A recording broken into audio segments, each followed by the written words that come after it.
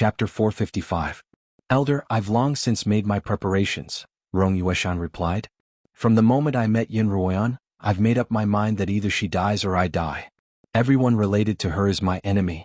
Although the slaughtering king is powerful, I'm confident that it's only a matter of time before he falls to you. Yuxian's words not only expressed her attitude, but also flattered the silver dragon elder, and he enjoyed it very much. Not bad, Yuxian. The silver dragon elder said, I intend to find a disciple with good aptitude on a low-level continent. Once this mission is successfully completed, this spot will be yours. Thank you, elder. Yuxian bowed, her voice excited. I'll do my best to complete this mission. However, I'm afraid that it won't be easy to get that child out. You don't have to worry about that. Once the matter on the Xuanhuan continent is resolved, Xuanhuan and Liemo will surely return. That child is too young to travel with them. Once they leave, you'll have an opportunity to capture him. The elder's voice suddenly turned cold. Remember, you must capture that child and hand him over to me. Yes, elder. Yuxian stared at the elder's reflection in the mirror. Her face was covered in scars that marred her delicate features, but they didn't make her appear all that ugly. Instead, they made her look even more beautiful than before. There's something I don't know if I should ask. What is it? Elder, why do you insist on that child? Is it also to use him to threaten Xuanhuan and her husband? Don't try to be clever and don't be too curious. The silver dragon elder said coldly, all you need to know is that this child is very important, even more important than her mother. Yes, elder. Yuxian's heart trembled. After nearly 3 months of management, the Yun household had finally returned to its former state. Xuanhuan no longer had to do everything herself, and many tasks were left to Li Luo. Li Luo was going to be the matriarch of the Yun household in the future, and once she became the matriarch of the household, everything would be much easier for her. In the past 3 months, 3 major events had taken place in the Li kingdom, 2 of which were related to Liemo. The first was that Liemo had personally killed Li Xuanhuan, who had plotted to usurp the throne. The second was that Liemo had helped the third prince, Li Xuanhuan, become the new emperor Li. The third matter was that Yun Maxiao had sent news that the defeat of Farsighted's rebel army was a foregone conclusion. Yun Maxiao had been ordered by the imperial general to kill off the remaining rebels. If nothing unexpected happened, he would be able to return with his troops within a month. Before Liemo had even announced his intention to support Li Xuanhuan, many of the ministers had already begun to recommend Li Xuanhua as the next emperor. Liemo suddenly realized that he had been used by this old fellow without even realizing it. He had used her to kill Li Xuanhuan and pave the way for his own grandson. What a sly old fox. As the most senior member of the royal family, Liemo was temporarily acting as the regent until the new emperor ascended the throne. He gathered all of the ministers who had recommended Li Xuanhua as the new emperor and flung the evidence of Dong Tiehe's bribery in their faces. All of the ministers immediately fell to their knees and begged for mercy. Not a single one of them suggested that Li Xuanhua be the next emperor. Li Xuanhuan successfully ascended the throne. During those 3 months, both Liemo and Xuanhuan were busy. One was busy governing the country while the other was busy managing the household. But the results were both satisfactory. Today, Liemo returned from the palace early to accompany Xuanhuan. Have you finished all of your business at court? Why are you back so early today? Xuanhuan asked as she fed Li Yan, who had just woken up. Xuanhuan has already taken over all of my responsibilities, so I won't have to be so busy in the future. Liemo sat down by Xuanhuan's side and watched his son drink milk. After Xuanhuan's body had recovered, she no longer had a wet nurse to feed her son. She listened to the demonic dragon ancestor's advice and infused some of her spiritual energy into her milk to feed Li Yan. The demonic dragon ancestor said that all demonic dragons raised their children in this way. The spiritual energy in their milk would help strengthen the child's body, and it would be of no harm to them at all. This was the exact opposite of what humans used. If a human woman's cultivation was too high, their milk would contain some spiritual energy, and their child would be too weak to bear this energy. As a result, such women would often have their children raised by wet nurses. Xuanhuan was also afraid that Li Yan wouldn't be able to bear the spiritual energy in her milk, so she deliberately controlled the amount of spiritual energy in her milk. Li Yan didn't seem to be affected at all, and after drinking her milk, he grew very quickly. Within a few months he was able to crawl and his legs were small and strong. Xuanhuan continued to increase the amount of spiritual energy in her milk, and Li Yan didn't show any signs of discomfort. Xuanhuan had a feeling that Li Yan was a bottomless pit. No matter how much spiritual energy was infused into his body, it wouldn't be enough to fill him up, even though he was only a tiny infant, and even though he hadn't even formed a spiritual vortex yet. Liemo looked at Li Yan's adorable face and the way his mouth moved as he drank milk, and he couldn't help but want to gently pinch his face. Li Yan seemed to enjoy Liemo's pinching very much. As he drank milk, he chuckled, then closed his eyes and fell asleep again. Why is he sleeping again? Xuanhuan asked. He woke up less than 2 hours ago and now he's sleeping again? Isn't that abnormal? Of course not, Liemo immediately replied. Didn't the physician say that Li Yan's in good health? Sleeping so much means that he's still growing, so don't overthink things. Mothers were prone to making connections, and the slightest abnormality in their child's behavior could lead to frightening consequences. Xuanhuan was such a mother. As Liemo spoke, the hand that was caressing Li Yan's face moved to Xuanhuan's body. Liemo couldn't help but feel aroused by the warmth of his mother's body. Yan, I've missed you so much these past few days. Have you missed me? Liemo leaned forward in front of Xuanhuan, his dark, narrow eyes filled with intense emotion. No, I haven't. Xuanhuan couldn't help but chide him. We see each other every day, so why would I miss you? Ever since Xuanhuan had become pregnant, Liemo had restrained himself from touching her for the sake of the child's safety. Both of them had been busy during this period of time, and Xuanhuan would often be asleep by the time Liemo returned at night. By the time Xuanhuan woke up in the morning, Liemo had already left. It had been almost a month since Liemo had touched Xuanhuan. Ignoring Xuanhuan's protesting gaze, Liemo picked up Liemo from her arms and gently placed him in a sleeping basket by the side. Then he turned around and pressed Xuanhuan down on the bed. But I've missed you so much that I can't. A gentle, raspy voice rang out by Xuanhuan's ear, melting her into a puddle of spring water. Yunlan was still working on Lin Yueme's cultivation in the fragrant residence. He had originally estimated that he would need 81 days to complete the yin-yang life-changing technique, but it had been delayed by a few days. It wasn't that something had gone wrong, but that Yunlan couldn't bear it. Not only did the yin-yang life-changing technique consume the user's lifespan, it also consumed the user's spiritual energy. Nourishing the Buddha and Bodhisattva with a drop of spirit blood a day was already a very taxing task. On top of that, Yunlan had to spend a great deal of energy on Lin Yueme's body, which had been in slumber for over a decade. In order to prevent his body from collapsing, he could only continue to use the yin-yang life-changing technique. Even so, Yunlan's body continued to deteriorate by the day. Every few days, Xuanhuan would visit Yunlan's residence. When she saw Yunlan's increasingly pale hair and aged face, her hatred for him gradually lessened. If this continued, Xuanhuan would eventually forgive Yunlan for his cold treatment of her. In contrast to Yunlan's aging, Lin Yueme seemed more and more alive. Although she was still unconscious and lying on the ground, she seemed to be full of life. As Xuanhuan looked at her young and beautiful mother, she felt as if she were her own sister. Lin Yueme had only been in her early 20s when she fell into a coma, and after more than a decade, she still looked like she was in her 20s. Xuanhuan would soon be 19, and the two of them were only a year apart in appearance. Early that morning, Xuanhuan and Liemo brought Li Yan to the Lin Manor. 5 months after Li Yan's growth, Lin Zainan finally got to see his great-grandson, and he hugged him fondly. Because of Li Yan's unique constitution, he looked like a 1-year-old even though he wasn't even half a year old yet, and he was able to walk a few steps unsteadily. This surprised and delighted Lin Zainan, and he praised his great-grandson for his extraordinary talent. Lin Zainan played with Li Yan for half a day, and Xuanhuan was afraid that the old man would tire, so she had Liemo play chess with him while she followed the Lin sisters to the bamboo garden. Lin Xianxia had wanted Xuanhuan to see Whitey early in the morning, and she finally had the chance to do so today. Sister Ruoyan, you'd better be mentally prepared, or you'll be in for a big surprise, Lin Xianxia said exaggeratedly. Xuanhuan looked at Lin Xianxia and saw that she was smiling, tacitly agreeing with Lin Xianxia's exaggeration. She couldn't help but be curious. It seemed that Whitey had truly evolved. Sister Ruoyan, won't Li Yan be frightened by Whitey? Lin Xianxia was a little worried. No, he's very brave, Xuanhuan replied. Although she was mentally prepared, when she saw Whitey, Xuanhuan was still shocked by its current appearance. This was because it had actually grown from a large white python into the embryonic form of a dragon. The 2 small ponds in the bamboo garden had been transformed into a large pond, and Whitey was currently coiled up in the water. Xuanhuan felt as if the entire pond had been filled by Whitey, its large head poking out of the water, its two large copper-like eyes slightly closed. Its originally small nostrils had also grown, and when it breathed, large ripples appeared on the surface of the water.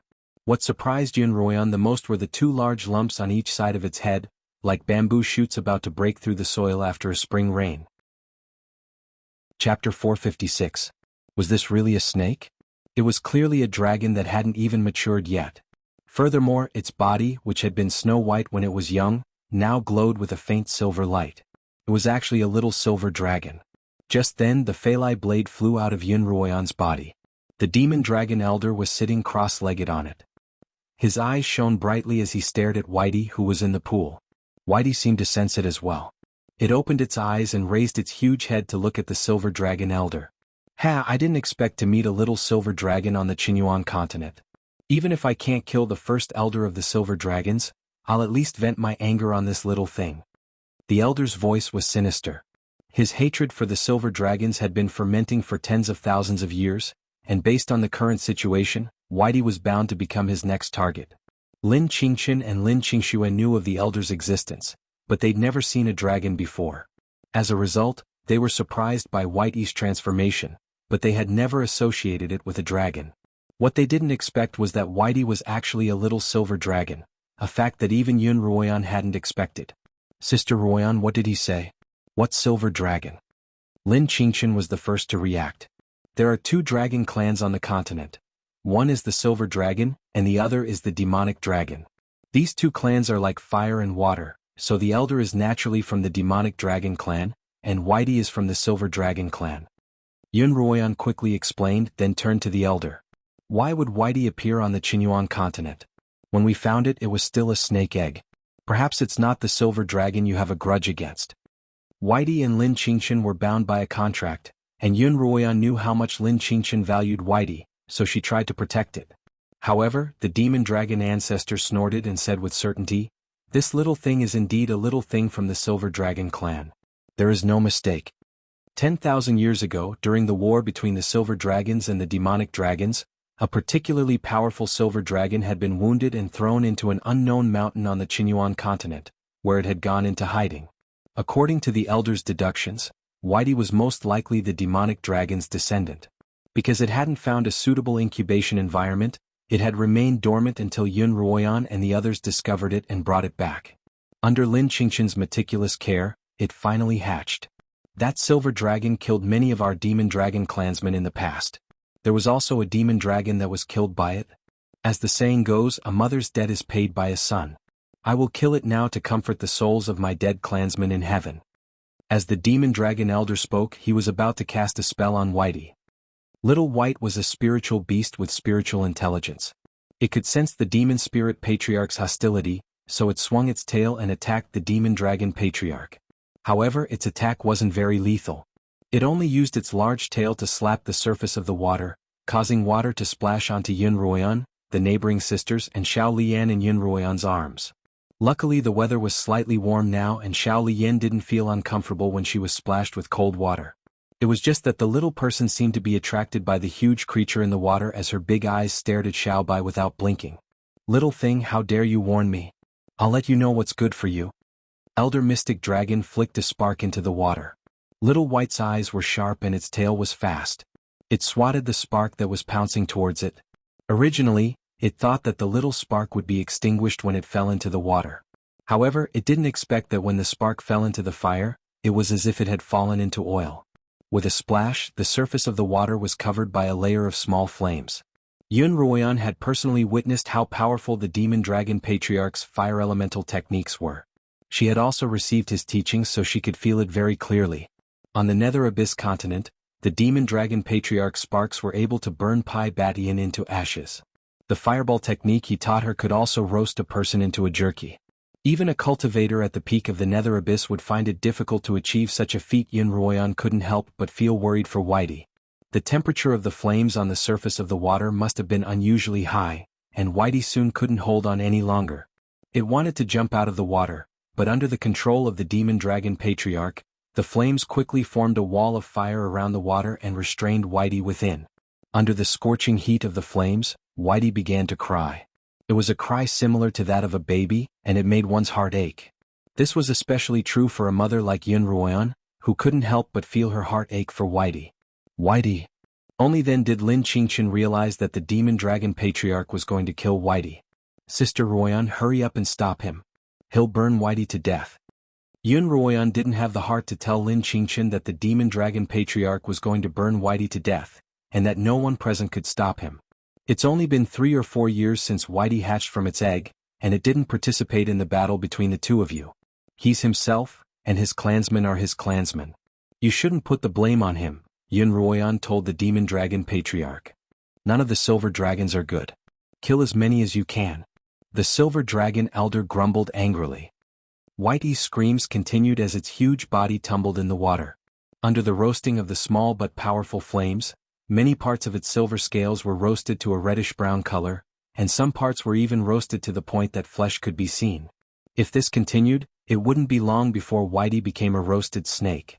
While Yun Ruoyan and the demon dragon patriarch were arguing, Lin Qingqian tried to break through the wall of fire by herself. Yun Ruoyan hurriedly stuffed Li Yan into Lin Qingshua's arms and stepped forward to stop her.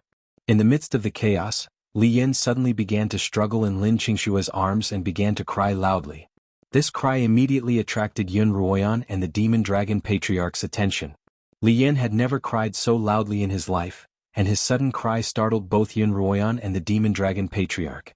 Both of them thought that Li Yan was injured and they hurriedly turned to look at him. All they saw was Li Yan pointing at Whitey, who was wrapped in flames, and babbling in a language that no one could understand. His small face was covered in tears. The demon dragon patriarch looked at Li Yan, then at Whitey, who was on the verge of death. He frowned, then, as if he had discovered a secret, he waved his hand and recalled all the flames. Whitey, are you all right? Without the obstruction of the wall of fire, Lin Qingqian jumped into the water to check on Whitey's injuries. Yun Ruoyan took Li Yan from Lin Qingshua's arms and began to check on him to see if he had been burned by the fire, but she didn't see any injuries on him. I don't know what happened either, but Li Yan suddenly cried. Lin Qingshua frowned. She had also been shocked. The demon dragon patriarch walked to Yun Ruoyan's side and stroked his beard. I didn't expect Li Yan to be so fated with that little silver dragon. What do you mean? Yun Ruoyan looked at the demon dragon patriarch, her tone somewhat reproachful. Didn't you see that little thing asking Li Yan for help just now? The demon dragon patriarch didn't care about Yun Ruoyan's reproach. He looked at Li Yan, then at Whitey, and actually smiled. He then pointed at Whitey and said, "This little thing will be Li Yan's spiritual beast from now on." Whitey's Qingqian's spiritual beast? Yun Ruoyan paused. They've signed a contract. That's easy. As long as Lin Qingqian gives up on the contract, Whitey won't be her spiritual beast anymore, the demon dragon patriarch replied nonchalantly. How can you do that? Yun Ruoyan raised her voice. You killed her spiritual beast right off the bat and now you want her to give up on Whitey? Aren't you going overboard? Overboard? The demon dragon patriarch raised his eyebrows. Clearly he didn't realize how he'd gone overboard. He ignored Yun Ruoyan's words and directed the Feilai blade to fly to Lin Qingqian's side. Lin Qingqian immediately stood in front of the dying Whitey. If you want to burn him to death, burn me first, Lin Qingqian said. Young lady, you must know that I didn't kill him for no reason. It's because the silver dragons have a grudge against my clan that I killed him, the demon dragon patriarch explained to Lin Qingqian. But I don't want to kill him for now. In that case, I'll thank you on behalf of Whitey for not killing him, Lin Qingqian said coldly. No need to thank me, the demon dragon patriarch continued. I have a condition for not killing him. What condition? Lin Qingqian grew wary once more. I want you to cancel your contract with him and have him become Li Yan's contracted spiritual beast. This? Lin Qingqian was taken aback by the demon dragon ancestor's sudden request.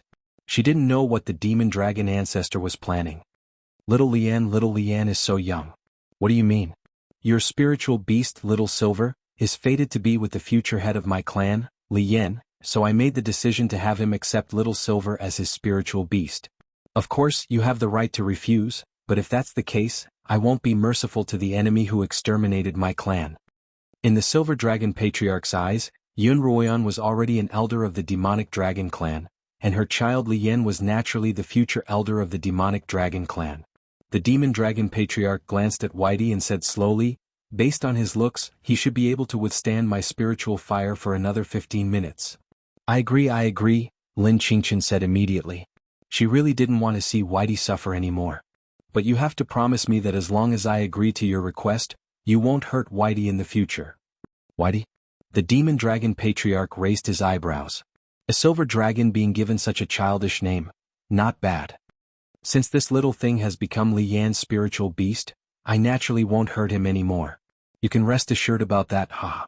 The demon dragon patriarch couldn't help but be happy at the thought of the silver dragon becoming a subordinate of the demonic dragon clan. His beard also curled up. Chapter 457. No, you can't. Xuanhuan stood by the shore with Li Yan in her arms. Li Yan's still young, so how can she have her own spiritual beast? Furthermore, Whitey was raised by Xianxia herself. How can you give it to Li Yan just like that? Xuanhuan expressed her dissatisfaction with the demonic dragon ancestor's domineering behavior. It wouldn't have mattered if he'd been treating someone else, but he'd actually used it on his own family. Xuanhuan really didn't want to cause a rift between her and Lin Xianxia because of Whitey. You must think that I'm too domineering, don't you? The demonic dragon elder asked, seeing through Xuanhuan's thoughts. Don't you think you're too domineering? Xuanhuan retorted. The demonic dragon ancestor looked at Xuanhuan and sighed helplessly. There's a reason why I'm so domineering. At the same time, I'm doing it for the sake of this young lady of the Lin family. What do you mean by that? Xuanhuan and Lin Xianxia asked in unison. What I'm curious about is how you're doing this for my sake. Lin Xianxia sneered. It was impossible for Lin Xianxia not to be angry at the demonic dragon ancestor's forceful behavior. However, the fact that the demonic dragon ancestor was acting as a middleman for her nephew made her so angry that she didn't even know where to vent her anger. Alright, I'll tell you about my painstaking efforts. The demonic dragon ancestor pointed at Whitey. This little fellow is still a young dragon, and his strength hasn't awakened yet. That's why he signed a contract with you to seek protection. Once he grows into an adult silver dragon, his strength will increase greatly. Do you think you'll be able to trap that silver dragon? Silver dragons are generally mythological beasts, and they won't be willing to be the contracted beasts of an ordinary human. The demonic dragon ancestor's words were for Lin Xianxia to hear, and she knew that he was most likely telling the truth. During this period of time, when she'd been communicating with Whitey, she'd sensed its resistance. But Whitey has already signed a contract with me. As long as the contract doesn't break, he'll be my contracted beast for life. You can't betray me. Hee hee. Elder Mo Long laughed. Little girl, you are too naive. Do you think that when the cultivation of the contracted beast reaches a certain level, and its master's cultivation is very low, and the difference in strength between the two is too great, there will still be a contract? What do you mean? Lin Xianxia asked. You cultivators from low-level continents have indeed walked too close to the path of cultivation. There are many things that you don't know. Now, I will give you a general introduction. According to Elder Mystic Dragon, as long as the strength of the contracted beast surpassed its master, it could break the contract by itself, and even counterattack its master. Whitey, on the other hand, was a silver dragon. If it were to retaliate, Lin Xianxia's life would be easily taken. No. Lin Xianxia retorted, Little White won't bite me. Are you sure? Elder Mo Long looked at her critically. That's a silver dragon we're talking about. They're cunning and powerful, and even we aren't their match. Are you sure that when it matures, it'll still be willing to stay by your side as a mere contracted beast, forever trapped with you on this tiny Xuanhuan continent? Lin Xianxia didn't dare make any guarantees. If Whitey were just an ordinary serpent-type beast, there wouldn't be any problems, but Whitey just had to be a silver dragon that only appeared in legends. I can't guarantee anything, Lin Xianxia replied dejectedly. But he can. The demonic dragon pointed at little Li Yan in Xuanhuan's arms. Not only does he possess the demonic dragon bloodline, he also possesses the bloodline of the silver dragon clan. His cultivation and achievements will be limitless, and in the entire Xuanhuan continent, only little Li Yan can control this little silver dragon. After a long while, Lin Xianxia finally gave in. She wasn't being forced, but rather made a decision after serious consideration of Elder Mo Long's words. Little Li Yan, I'll leave Whitey to you from now on, Lin Xianxia said to Li Yan. Xianxia. Xuanhuan still felt a little guilty and she didn't know what to say. Sister Ruoyan, Elder Mo Long is right. Whitey really isn't suitable for me. Although Lin Xianxia was still reluctant to part with Whitey, she didn't feel conflicted anymore. After all, she hadn't given Whitey to an outsider. Just treat it as a birth present for my nephew. I didn't give him a present when he was born, did I? Lin Xianxia smiled. Sister, that reminds me, I haven't given little Li Yan a present either, Lin Xianxia said, embarrassed. Sister, you've given me such a big present, so I'll have to prepare it well. I can't embarrass myself too much. I think it'd be a good idea to give your catfish to little Li Yan to stew, Lin Xianxia teased. Sister, you mustn't say that in front of him, or he'll cry for 3 days and 3 nights. I can't take that, Lin Xianxia hurriedly warned. Lin Xianxia's crying and laughing catfish had been obtained from Lin Xianxia's courtyard. At first, Lin Xianxia had been terrified of it, and she'd urged Lin Xianxia many times to stew it. Unexpectedly, however, the catfish had become Lin Xianxia's most precious pet. With the help of the demonic dragon ancestor, Lin Xianxia immediately ended the contract with Little White. Perhaps it was because of Little Li Yan's silver dragon bloodline. When the demonic dragon ancestor established the contract with Little White, it was extremely smooth. Just like that, Whitey became Little Li Yan's spiritual beast. Sister Ruoyan, this is for Whitey as well. Lin Xianxia took off the spatial ring that had been passed down through the Lin family and handed it to Yin Ruoyan. Whitey is huge and it looks different from the other spiritual beasts on the Xuanhuan continent. If you want to bring it along, you'll have to use this ring. All right. Yin Ruoyan accepted the ring and turned to Lin Xianxia. In that case, I'll thank you on little Li Yan's behalf. Yin Ruoyan placed the ring in front of Li Yan to tease him. Look, this is a gift from me. Do you like it? Li Yan stretched out his 2 chubby little hands and held the ring in his hands. He played with it over and over again, looking very interested. Ah, I remember what I'm going to give Li Yan. Lin Xianxia suddenly exclaimed. My baby catfish is female, so I have to find a husband for her to give birth to a bunch of baby catfish. Then I'll give a few to little Li Yan, he'll definitely like them. Speaking of which, a crying and laughing catfish was enough to give people a headache. How many more of them were there? Yun Ruoyan's face darkened. After leaving the bamboo garden, Yun Ruoyan stored Whitey in her spatial ring, preparing to bring it back to the Slaughtering King's manor. Lin Xianxia told Yun Ruoyan about Whitey's usual eating habits, as well as its daily routine. Sister Ruoyan, you have to give Whitey a big pond. Lin Xianxia made her only request. My place is too small, and Whitey won't be very comfortable staying here for a while. Don't worry, Xianxia. The Slaughtering King's manor has a very large lotus pond, right next to the courtyard we live in. It'll be a good home for Whitey, and you'll come to the manor often. Whitey belongs to all of us. Yun Ruoyan's family of 3 stayed at the Lin manor until dinner. On the carriage, she told Liamo about Whitey, but he didn't seem too surprised. Yin, do you remember the time Whitey went berserk and almost hurt you? I remember, Yun Ruoyan recalled. At the time, I couldn't figure out why Whitey would go berserk, but now that I think about it, it must have sensed the presence of the demonic dragon's eye in my body. After all, demonic dragons and silver dragons are natural enemies.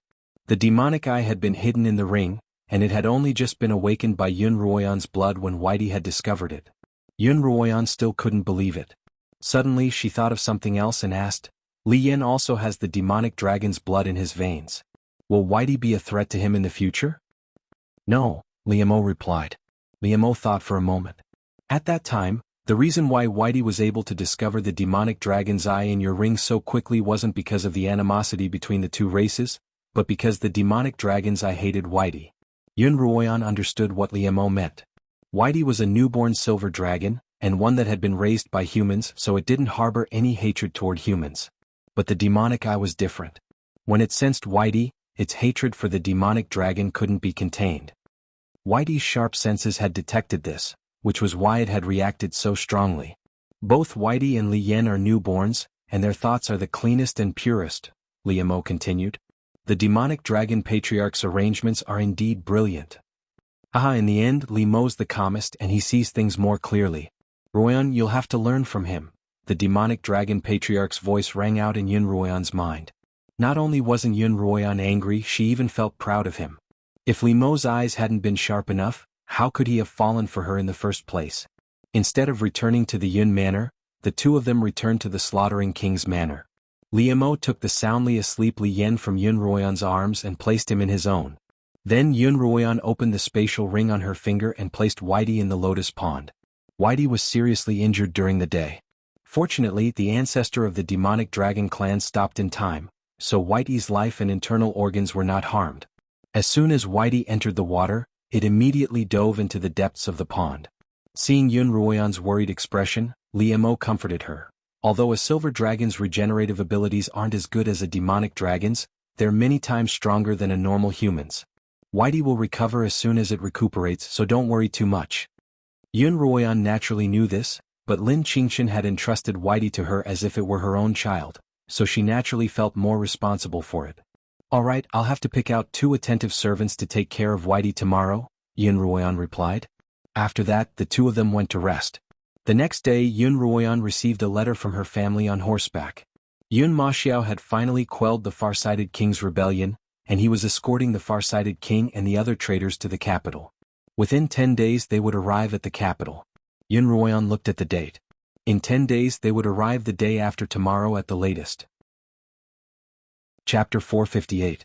Yun Maxiao arrived a day later than expected, and when Li Qianhuan received the news, he personally led the officials to the imperial gates to welcome him. There were also a sea of people gathered around, and the crowd was even more festive than the new year. When Yun Maxiao appeared on the horizon with his 100-strong entourage, Xuanhuan saw 2 crystalline teardrops fall from Li Luo's eyes. Xuanhuan couldn't help but sigh. Her brother had finally seen the light of day. Li Qianhuan and Li Mo were at the front of the entourage, and Xuanhuan and Li Luo were behind them. From afar, Xuanhuan could see Yun Maxiao riding on a tall flame strider, dressed in black armor and a blood-red cloak. After 3 years, Yun Maxiao had matured even more. Perhaps because he had just returned from the battlefield, he radiated a murderous aura. As soon as his gaze landed on Xuanhuan, his entire body softened. When his gaze shifted from Xuanhuan to Li Luo, all the sharpness in his eyes disappeared, leaving behind only boundless longing and tenderness. As soon as Xuanhuan saw the 2 of them, she immediately put their wedding on the agenda. Xuanhuan was very pleased to be able to see her brother start a family before she left for the extreme abyss continent. After exchanging greetings with Li Qianhuan and Li Mo, Yun Maxiao only had time to exchange a few words with Li Luo before he was escorted back to the palace by the officials. Xuanhuan and Li Mo followed him to the palace. On the way, Xuanhuan turned back to see the far-sighted king in a prisoner's carriage, his face pale and dejected. He looked quite similar to the first time she had seen him at the far-sighted king's manor. At that time, the far-sighted king had been imprisoned by demons, and Xuanhuan had rescued him. She hadn't expected to see him again, but he was still imprisoned. Li Mo, I'm going to have a few words with him, Xuanhuan said to Li Mo as she urged her horse forward. Far-sighted king, long time no see. Xuanhuan looked down at the far-sighted king, Li Sheng. Li Sheng raised his head to look at Xuanhuan. The first time he'd seen her, she'd been dressed in black. At the moment, Xuanhuan was dressed in a luxurious female robe. Although it wasn't particularly grand, it still made her look noble and radiant. Li Sheng narrowed his eyes. Long time no see, King Yu. Now that I've once again become a prisoner, I'm truly ashamed. At the time, Your Highness, you said that you had no intention of rebelling, Xuanhuan replied. How did you end up in such a state? Li Sheng let out a bitter laugh. After many years of scheming, that evildoer has already reached the final step of his rebellion. After I was saved by the madam, I took over all of his affairs. Seeing all the results of the rebellion, this king was momentarily blinded by greed, and just like that, this king reached this point. Li Sheng, the far-sighted king, was the so-called heaven and earth. All those years ago, Li Sheng had hated the serpent demon so much that he couldn't resist the temptation even when the throne was right in front of him. This meant that the serpent demon had indeed seen through Li Sheng's heart, and that he was indeed coveting the throne. Your Highness, now that things have come to this, please take care of yourself.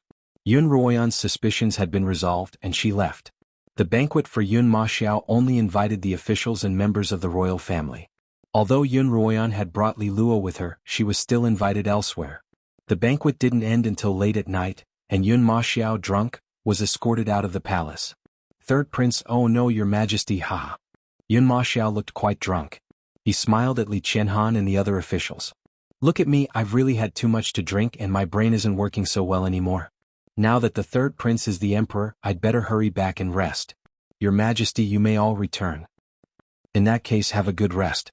I'll naturally fulfill your wishes at court tomorrow. Li Qianhuan smiled. In that case, I'll thank Your Majesty in advance. Li Qianhuan struggled to bow deeply to Li Qianhuan. Yun Maxiao was supported by Li Mo as they walked toward the waiting carriage. He slowly approached Xuanhuan and asked, Sister, I saw that you've brought Li Luo here. Where is she now? Xuanhuan turned to look at her brother, only to see that his drunkenness had completely disappeared. His eyes were bright and he was clearly sober. Brother, you're not drunk?" Xuanhuan raised her voice. "Should keep your voice down." Yun Maxiao hurriedly made a shushing gesture. "I'm not drunk at all. If I didn't pretend to be drunk, the emperor and the other officials wouldn't have let me off. Where's Li Luo? Take me to see her." "Brother, let me ask you, what request did you make to the emperor?" Xuanhuan leaned closer to her brother. During the banquet, Li Qianhan had made a request to Yun Maxiao, but Yun Maxiao had whispered it into Li Qianhan's ear. Therefore, everyone knew that there was such a request, but no one knew what it was. Yun Maxiao whispered it to Xuanhuan in a voice that only the two of them could hear. "Really? The emperor agreed?" Xuanhuan exclaimed in surprise. "Of course, it's not an unreasonable request." Yun Maxiao was quite dissatisfied with his sister's excited reaction. Of course. It looks like you'll have to start making preparations." Xuanhuan was indeed overjoyed. She had thought that she would have to rely on herself to make the necessary arrangements, but her brother had already done it. "Brother, you've been ignoring Sister Li Luo for the entire afternoon. She doesn't look too happy," Xuanhuan said deliberately. "Ah, my dear sister, don't say any more. Take me to see her," Xuanhuan called out to the slaughtering king's carriage. "Sister Li Luo's in that carriage. You'd better hurry." As he spoke, he pulled Li Mo onto the carriage beside him. Li Luo had left the palace early in the morning and was waiting in her own carriage. Her emotions were complicated. Yun Maxiao had always been the one taking the initiative, and she had been touched by him bit by bit.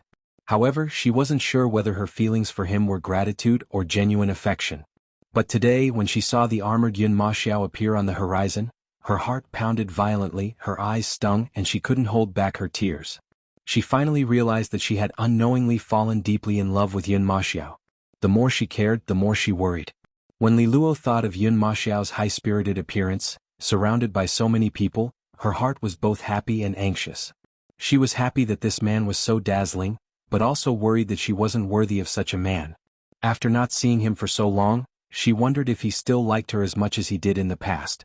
If he didn't like her anymore and she fell in love with him, what should she do?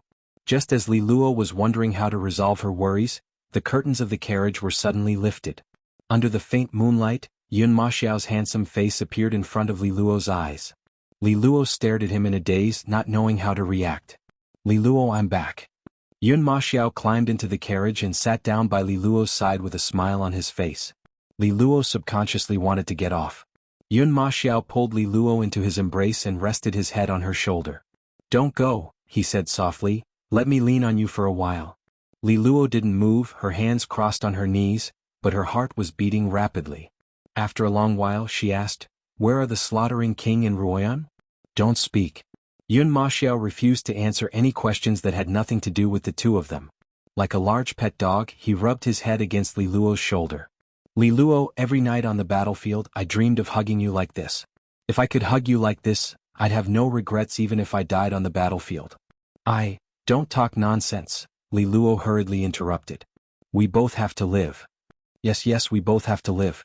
Yun Maxiao smiled. "Only then can I hug you like this every day." Yun Maxiao's gentle voice and warm breath lingered by Li Luo's ears, and a faint blush spread from her ears to her entire face. You're not asleep yet, so why are you talking in your sleep?" Yun Maxiao lifted Li Luo's hand from her knee and placed it on his face. Pinch it hard. See if I'm dreaming." Can you stop fooling around?" Li Luo became even more embarrassed, burying her face in his hands. "All right, I won't." Yun Maxiao continued to hold onto Li Luo tightly as he called for the carriage driver. Yun Maxiao leaned against Li Luo, swaying as he fell asleep. It was a wonderful sleep, and he was still deep in his dreams when they reached their destination. Chapter 459. What, surprise! Li Luo avoided Yun Maxiao's burning gaze, her voice gentle.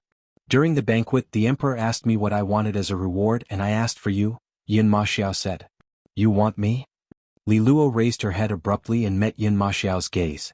"Yes, I want you. Tomorrow the emperor will decree our marriage and Li Luo will soon be husband and wife."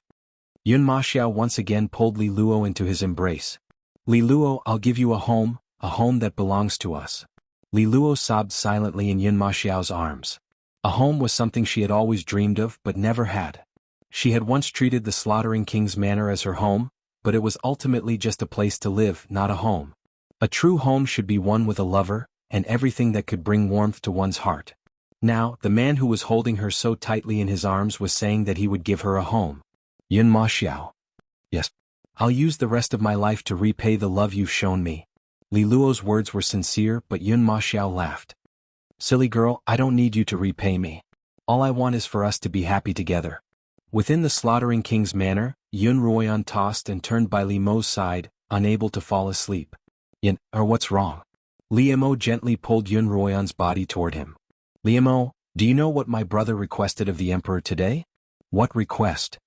My brother asked the emperor to make Sister Li Luo his official wife, and he agreed. That's great. Yun Ruoyan couldn't contain her excitement. That's great. Why are you so worried that you can't even sleep? Li Mo laughed. I'm just too happy. I have to prepare the wedding and betrothal gifts as soon as possible. Sister Li Luo's marriage to the Yun Manor is no small matter, and I'll have to take care of both families. That's why you have to rest well. Wake up and go to sleep. Li Mo pulled Yun Ruoyan into his embrace, forcefully preventing her from tossing and turning. Just like that, Yun Ruoyan slowly fell asleep. Early the next morning, Yun Ruoyan went to the Yun Manor.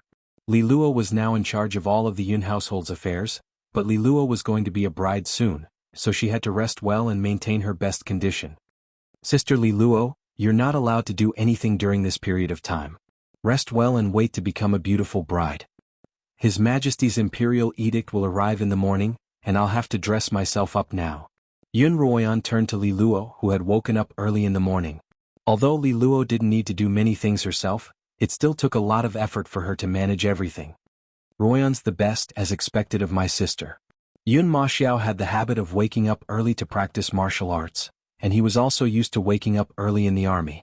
When he saw how busy Li Luo was, his heart ached for her. However, Li Luo didn't listen to him. Yun Ruoyan's words were far more effective than his. Finally, Li Luo was persuaded to stop, but she had more or less arranged everything for the day. Yun Ruoyan pulled Li Luo back to her quarters and began to help her dress up. In the past, you've always been the one to dress me up. Today I'll do it for you.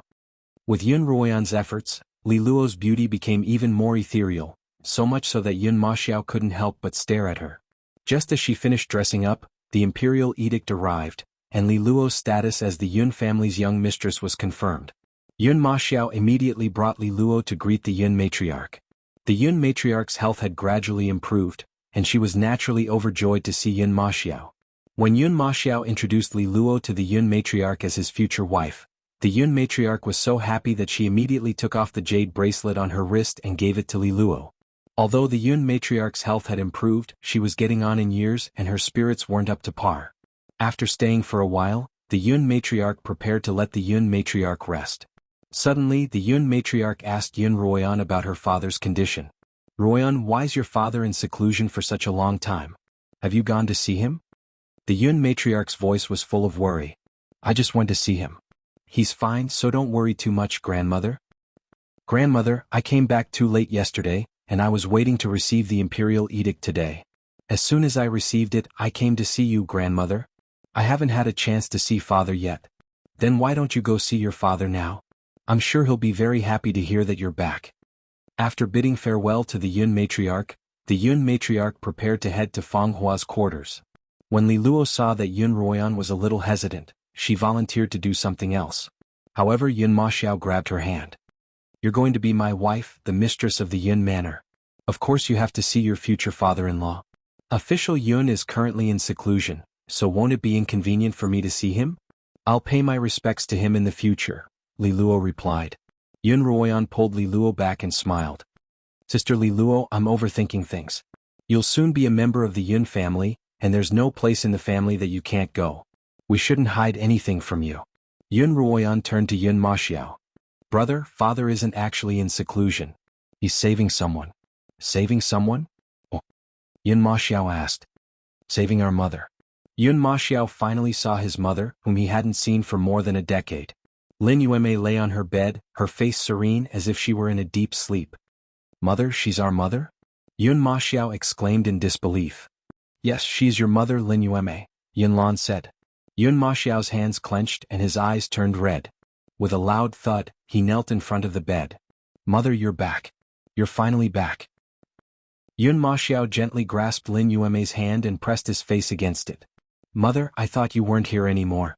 I missed you so much.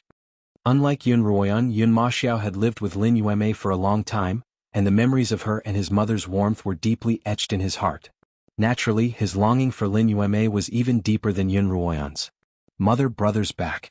Our family of 3 is finally reunited. Yun Ruoyan sobbed as she knelt by Yun Maxiao's side and placed her hands on Yun Maxiao and Lin Yueme's. The 3 blood-related hands clasped tightly together. Suddenly Li Luo spoke up. Madam Yun moved just now. Just as Yun Ruoyan and Yun Maxiao held Lin Yueme's hands tightly, Li Luo saw Lin Yueme's eyelashes flutter. Everyone's gaze immediately landed on Lin Yueme's face. Mother, can you open your eyes and look at me and brother? Yun Ruoyan begged, choking on her tears. Mother, wake up. Xiao, and Ruoyan are both waiting to be filial to you, and I'll be getting married soon. Yun Maxiao pulled Li Luo to his side. This is my wife. She's very beautiful and I like her very much. Madam Yun, please wake up quickly. I'll be waiting to serve you tea. Just then 2 drops of tears flowed down from the corners of Lin Yueme's eyes. Mother's awake and she's crying. Father, did you see that? Mother's crying. Yun Maxiao and Yun Ruoyan were both incredibly emotional, but Yun Lan's expression remained solemn. Your mother won't wake up for the time being, Yun Lan replied. But she was clearly crying just now. Yun Ruoyan refused to give up. Yueme's much better now, but she's still a long way from being fully awake. Yun Lan had said that Lin Yueme's lifespan was at its end, and that he was currently using the yin-yang technique to defy the heavens. Not only would it harm his body, but it was also highly likely that it would backfire on Lin Yueme. As a result, he hadn't dared to take the final step. Fortunately, Lin Yueme's life was no longer in danger. Even without the ice bed, she could still survive in a comatose state. Yun Maxiao and Yun Ruoyan's hearts were heavy when they returned from Fang Hua's quarters. According to Yun Lan, Lin Yueme's awakening was still a long way off. Yun Ruoyan, on the other hand, had a plan in mind. Lass, isn't it simple to save your mother? The demonic dragon patriarch's voice rang out in Yun Ruoyan's mind. You have a plan? Yun Ruoyan's heart began to beat faster. Lass, have you forgotten about the holy water? Holy water? Yes, holy water that can bring you back from the brink of death. The demon dragon ancestor said, although we haven't seen this holy water before, this deity can still understand that old silver dragon. He isn't someone who likes to talk big. The effect of this holy water isn't bad. That's great. How could I have forgotten? Yun Ruoyan smiled. What did you forget? Yun Maxiao looked at Yun Ruoyan curiously. Brother, quite a few things happened in the years we were in that alternate world. Yun Ruoyan told Yun Maxiao everything that had happened on the abyssal continent, including the grudge between the demonic dragon and the silver dragon, as well as the situation with the holy water. By the time she was done, the sky had already darkened. Yun Maxiao looked at Yun Ruoyan excitedly. In that case, as long as we can get our hands on the holy water, we'll be able to save Mother? That's right, lass. As soon as Yun Maxiao finished speaking, a black beam of light flew out of Yun Ruoyan's body. The Phalai blade stopped by Yun Ruoyan's side, upon which sat the demonic dragon patriarch. What's this? Yun Maxiao stood up in shock and asked Yun Ruoyan. She's the demonic dragon patriarch, Yun Ruoyan introduced. Yun Maxiao was, after all, a man who had seen much of the world. After a brief moment of shock, he quickly recovered and bowed respectfully to the demonic dragon patriarch. That's right. The demon dragon ancestor said, as expected of the elder brother of our demon dragon clan. The demonic dragon patriarch's words shocked Yun Ruoyan. What? Senior, what is Ruoyan? Yun Maxiao was once again shocked. Chapter 460. Little guy, you didn't hear wrongly. This little girl is the new patriarch of our demon dragon clan. The demon dragon ancestor continued to shock everyone. Ruoyan, what's going on? Yun Maxiao stared at Yun Ruoyan in shock. How could his little sister have become an elder of the demonic dragon clan? That was a race that only existed in legends. It seems like your little sister has been hiding quite a few things from you. The demonic dragon patriarch smiled mysteriously. Yun Ruoyan rolled her eyes. She hadn't intended to tell her brother about her parentage, nor had she intentionally hidden it from him. She simply didn't feel the need to. However, with the interference of the demonic dragon patriarch, she had to explain everything to her brother. Otherwise, her brother wouldn't let the matter rest. As a result, Yun Ruoyan began to explain the ins and outs of her parentage to her brother, and this went on for several hours. When Liemo returned to the slaughtering king's manor from the imperial palace, Yun Ruoyan still hadn't returned, so he went to look for her. By the time he did, Yun Ruoyan had more or less finished explaining everything to him. That's how it is. Yun Ruoyan let out a long sigh. Brother, I didn't mean to hide it from you. At first, I didn't know much about my parentage either, but after I figured it out, I didn't feel the need to tell you. No matter who I am, I'm still your sister and we share the same mother. Yun Maxiao found it hard to digest all this information in such a short period of time. What shocked him the most was that Yun Ruoyan was the child of his mother and someone else. However, after hearing Yun Ruoyan's words and thinking about their many years of sisterhood, he quickly came to terms with it. Ruoyan, you're right. We share the same mother and our blood ties can't be severed, Yun Maxiao replied. He remembered how Yun Ruoyan had been bullied when she was young, as well as how Yun Lan had treated her coldly. Yun Maxiao's heart ached even more for Yun Ruoyan. Ruoyan, don't worry. As long as I'm here, the Yun family will always be your home, Yun Maxiao promised resolutely. Brother, thank you. Yun Ruoyan cried tears of joy, and Liemo patted her shoulder comfortingly. Yun Ruoyan had no intention of revealing her parentage to Yun Maxiao and the Lin family. While she felt that it was unnecessary, it was also a form of evasion. However, when she told Yun Maxiao all of these things, she felt incomparably relaxed. Silly sister, you and I don't need to say thank you anymore. Yun Maxiao turned his gaze to the demonic dragon ancestor. Senior, may I ask how I can obtain the holy water that can bring the dead back to life? This holy water was created by that old thing, Silver Dragon. Naturally, it's where he is. Senior, are you talking about the extreme abyss continent? Yun Maxiao had heard Yun Ruoyan mention that both the silver and demonic dragons originated from the extreme abyss continent. Yes, the extreme abyss continent. Then how do we get to the extreme abyss continent? Yun Maxiao asked.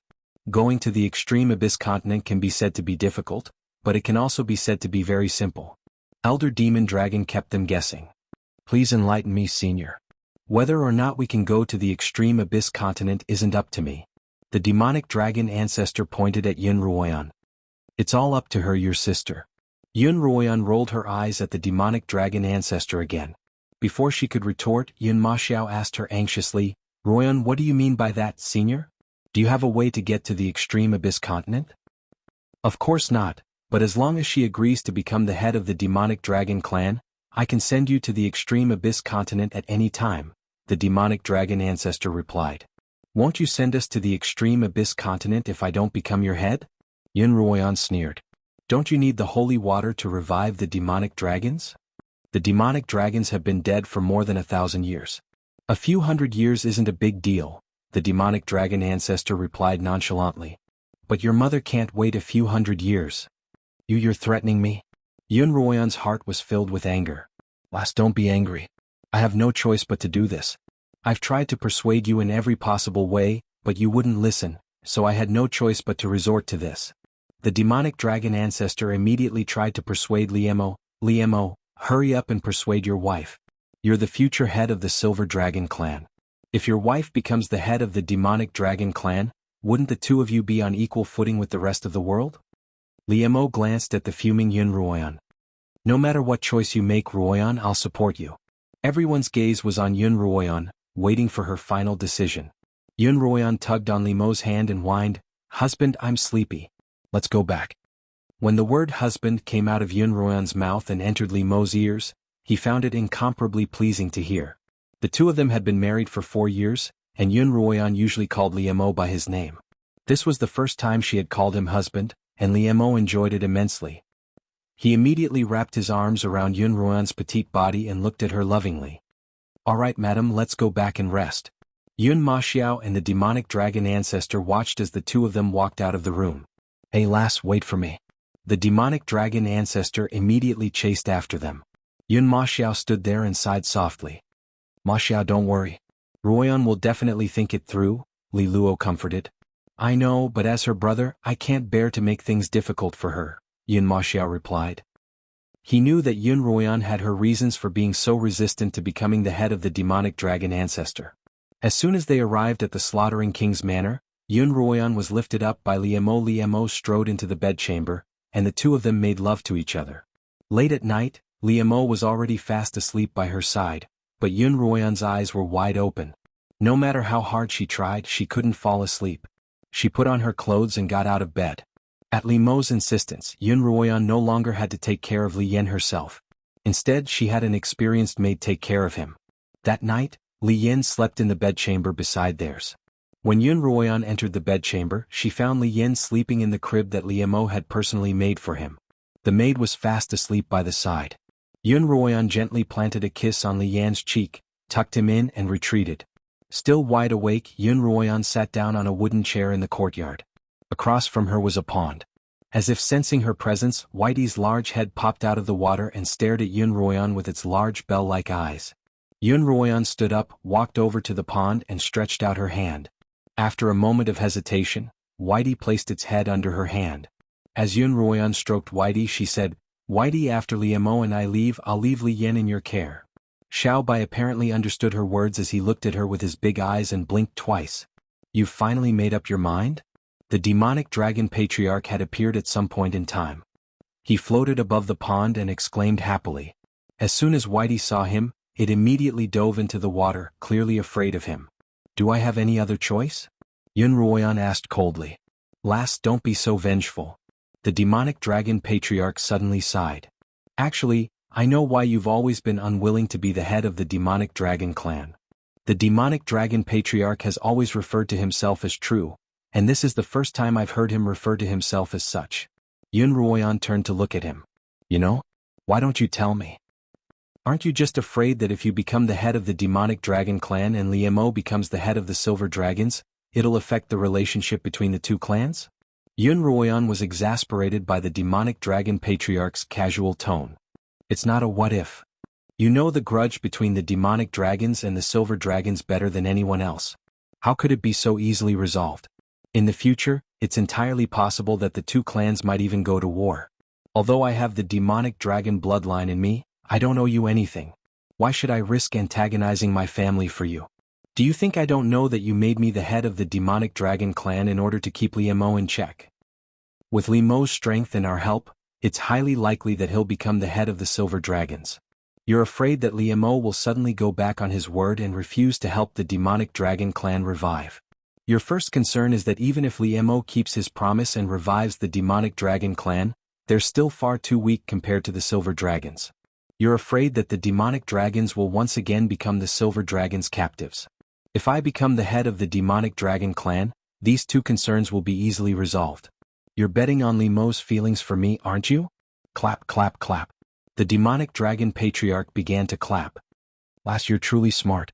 You've analyzed everything I've been thinking. Senior, if you're so powerful, why don't you just become the head of the demonic dragon clan? Why are you so afraid of Li Mo?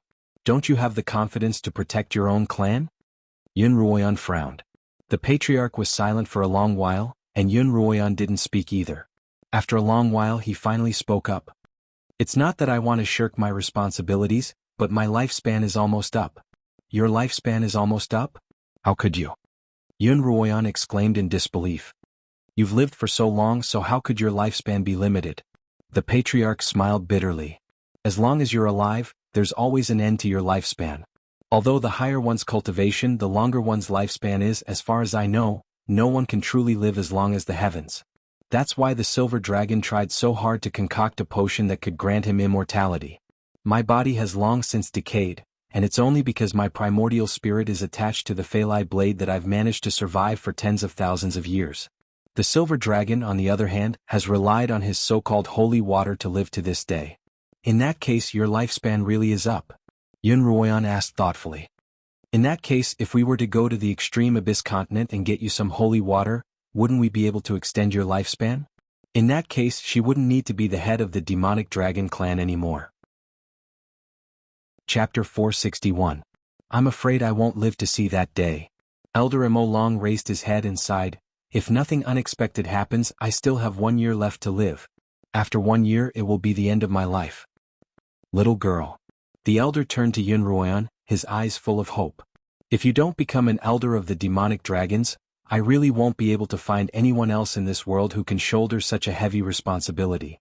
Once the demonic dragons are revived, the Xuanhuan continent won't be a permanent home for us, and we'll have to return to the extreme abyss continent. None of the silver dragons are easy to get along with, and when I reach the end of my lifespan, the demonic dragons will be leaderless, and their fate will be even worse than it is now. Even if I'm being selfish, if you don't agree to become an elder of the demonic dragons, I won't send you to the extreme abyss continent. Xuanhuan hated being threatened, but there was nothing she could do in the face of the elder's blatant threat. Little girl, there's no use glaring at me. I've already made up my mind. The elder's expression didn't change at all. Let me remind you that your mother doesn't have much time to wait. Xuanhuan was so angry that she couldn't sleep the entire night. The next day, when she accompanied Yun Maxiao to the Lin Manor, her expression didn't change at all. Fortunately, the family's attention was focused on Yun Maxiao and Li Luo, whom he was about to marry, and no one paid much attention to her. Yun Lan didn't have much of an objection to Yun Maxiao's marriage. Although he wasn't too pleased with Li Luo's status, he had no choice but to accept the emperor's decree. On the other hand, the Lin family was very fond of Li Luo. Lin Qingchen had long known of Li Luo's existence, but this was the first time she had seen her in person. Just as she had imagined, Li Luo was a perfect match for Yun Maxiao. It was also Lin Qingshue's first time seeing Li Luo, and she couldn't stop chatting with her.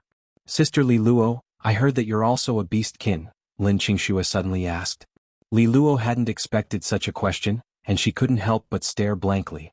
Although there were no longer any distinctions between beastkin in the Li Kingdom, the notion that beastkin were inferior to humans hadn't been completely eradicated.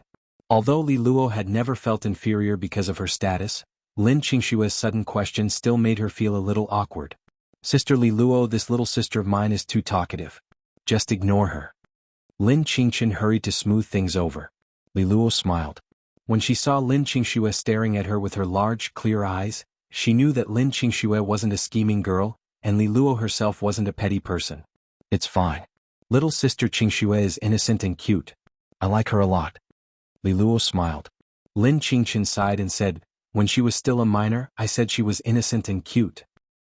Now that she's an adult, it's really worrying if she's still innocent and cute.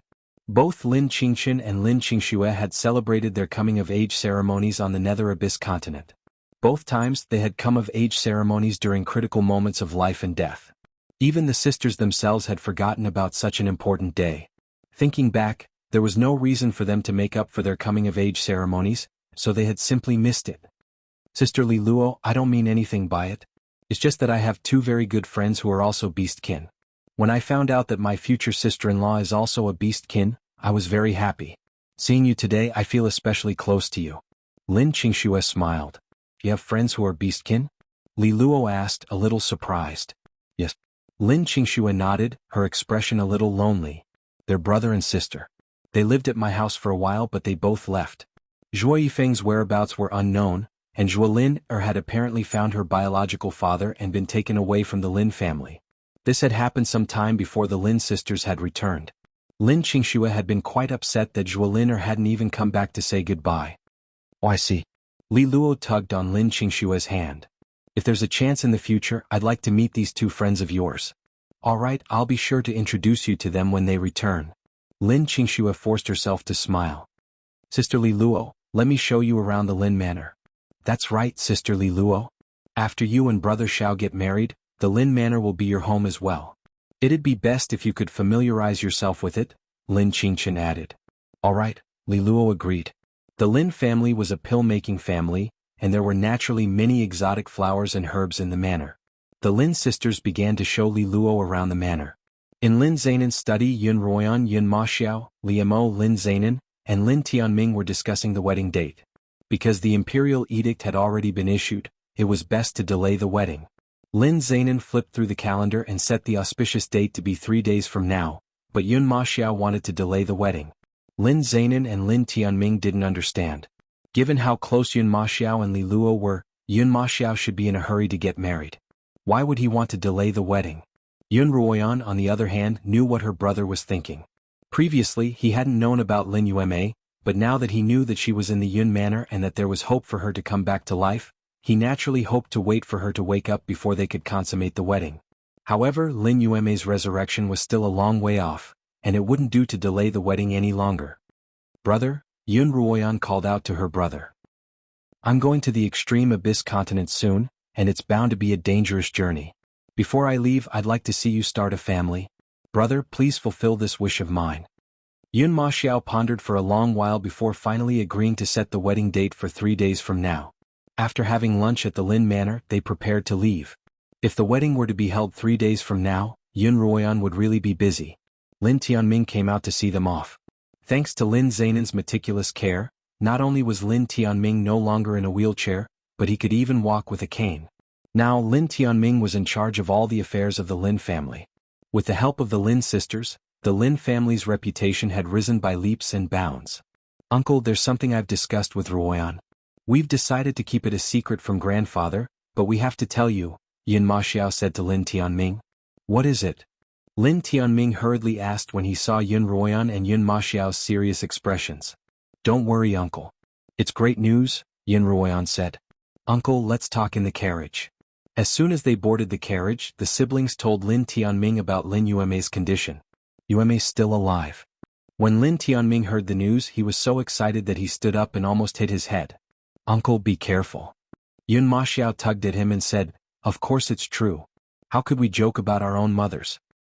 Yuemei's still alive. That's wonderful. Lin Tianming said in a trembling voice, Father will be overjoyed if he knows. Ah, that's great. Lin Tianming patted the carriage excitedly. Quick, take me to see her. Right, we have to bring grandfather as well. Uncle, it's just that my mother's still unconscious, so it's not convenient for me to bring you to her yet, Yun Ruoyan said. Moreover, we're not sure when she'll wake up, so we don't dare tell grandfather about this. Of course, this is only a what-if. We're afraid that grandfather won't be able to bear it. Lin Zainan had already experienced the pain of losing his beloved daughter, and they could not bear to let him experience this kind of bone-deep pain again. He had been able to bear it when he was young, but now that he was old, it was likely that he wouldn't be able to bear it. You're doing the right thing. Your grandfather is old, and he won't be able to bear such emotional upheavals. It's best to wait until Yuemei wakes up. Lin Tianming clasped his hands together, still trembling uncontrollably. Is there anything we need to save Yuemei?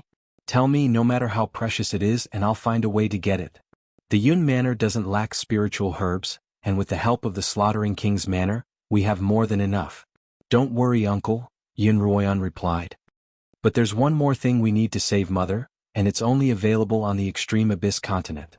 Not long after Brother's wedding, we'll head there. Don't worry, uncle. No matter what price we have to pay, we'll definitely save Mother, Yun Ma Xiao promised firmly. In the blink of an eye, 3 days had passed. Today was the day of Yun Ma Xiao and Li Luo's wedding. For the Grand General's wedding, there were more than 100 tables set up by the soldiers, and another 100 tables set up by the emperor and his officials. By the end of the wedding, Yun Ruoyan was so tired that she didn't even have the energy to carry her husband. Fortunately, Li Mo had the foresight to hire chefs from all the best restaurants in the capital, as well as all the servants in the Slaughtering King's Manor. Only then was the wedding banquet carried out in an orderly fashion. Although it was busy, it wasn't chaotic. Yun Ma Xiao drank until he was dizzy from the congratulatory toasts of the soldiers and the officials. Even his usual act of pretending to be drunk couldn't get away with it. When Yun Ruoyan rested for a while, she saw her brother dressed in a bright red wedding robe, surrounded by a group of men, and Li Mo sitting by Li Qianhuan's side. The two of them were drinking and chatting leisurely, and Yun Ruoyan couldn't help but get angry. Yun Ruoyan walked up to the two of them and bowed to Li Qianhuan before turning to Li Mo. You're my brother-in-law too. Why didn't you help your brother out when he was being bullied? Li Mo had been wondering who had offended his precious wife, but it turned out that this was the reason. Forgive me, madam, I was careless. I'll go rescue my brother-in-law right away, Li Mo said, a rare glib smile on his face. And you too. Yun Ruoyan turned back to Li Qianhuan. As the emperor, how can you let your official's birthday be wasted like this? Chapter 462. You're right, Andy. I'll immediately send my subordinates to rescue Minister Yun, Li Qianhuan hurriedly replied. With the Slaughtering King and the emperor's intervention, even the most troublesome of soldiers had to settle down, and Yun Ma Xiao was finally rescued. Sister, I can't thank you enough. Yun Ma Xiao walked up to Yun Ruoyan, almost giving her a 90-degree bow. All right, brother, hurry up and check on sister-in-law, Yun Ruoyan teased. If she's angry, she won't let you in. Li Luo sat alone in the bridal chamber for a long time. She could hear the commotion in the front yard, but she didn't see Yun Ma Xiao enter. Just as she was about to lift the veil, she heard the door creak open. Li Luo didn't need to look to know that it was her husband, Yun Ma Xiao, just from the sound of his footsteps. As Yun Ma Xiao approached, Li Luo saw a pair of boots embroidered with a red python through a slit in the veil. She suddenly tensed up. When Yun Ma Xiao lifted the red veil, he saw Li Luo's blushing, bashful face and watery eyes. He couldn't help but think back to the first time he had seen her. That day she had been wearing a veil, but her eyes had been startlingly bright. With that one look, Yun Ma Xiao had decided that he would marry no one but her. His pursuit of Li Luo hadn't been smooth, but he had persevered long enough to see the light of day. Li Luo. Yun Ma Xiao sat down by Li Luo's side, clasping her hands tightly. How could I, Yun Ma Xiao, marry you? The heavens have truly blessed me by allowing me to meet you. Li Luo looked at her husband and said, Husband, what you said is exactly what I wanted to say. How could I, Li Luo, be worthy of marrying you? This is a sign of the heavens' love for me. When Yun Ma Xiao met Li Luo's gaze, he could clearly see his own reflection in her bright eyes. Yun Ma Xiao suddenly felt that it would be great if time could stop, that they could just stare at each other until the end of time. Husband, what's the matter? Li Luo jumped in fright when she saw Yun Ma Xiao suddenly tearing up. Why are you crying? Li Luo hurriedly took out a handkerchief to wipe away his tears. He was a general who had led an army of 100,000 to quell a rebellion, and he'd suffered countless injuries, big and small, but he'd never once groaned, much less shed a tear. Li Luo, I've let you down, Yun Ma Xiao said, taking her hand. Husband, what do you mean? Li Luo. Yun Ma Xiao pressed Li Luo's hand against his heart. I've decided to go to the extreme abyss continent with Ruoyan and the others. I can't just watch my sister risk her life to save our mother without doing anything myself. That would be unfair to you. Li Luo paused, the light in her eyes dimming. Yun Ma Xiao's heart tightened. Li Luo, can you forgive me for my selfishness? I married you even though I knew it was going to be dangerous. Because I love you so much that I've dreamed of marrying you, but if you're unwilling, I can plead with the emperor. Before Yun Ma Xiao could finish, Li Luo covered his mouth with her hand. Actually, I already knew that you'd go with Ruoyan and the others. Li Luo sighed.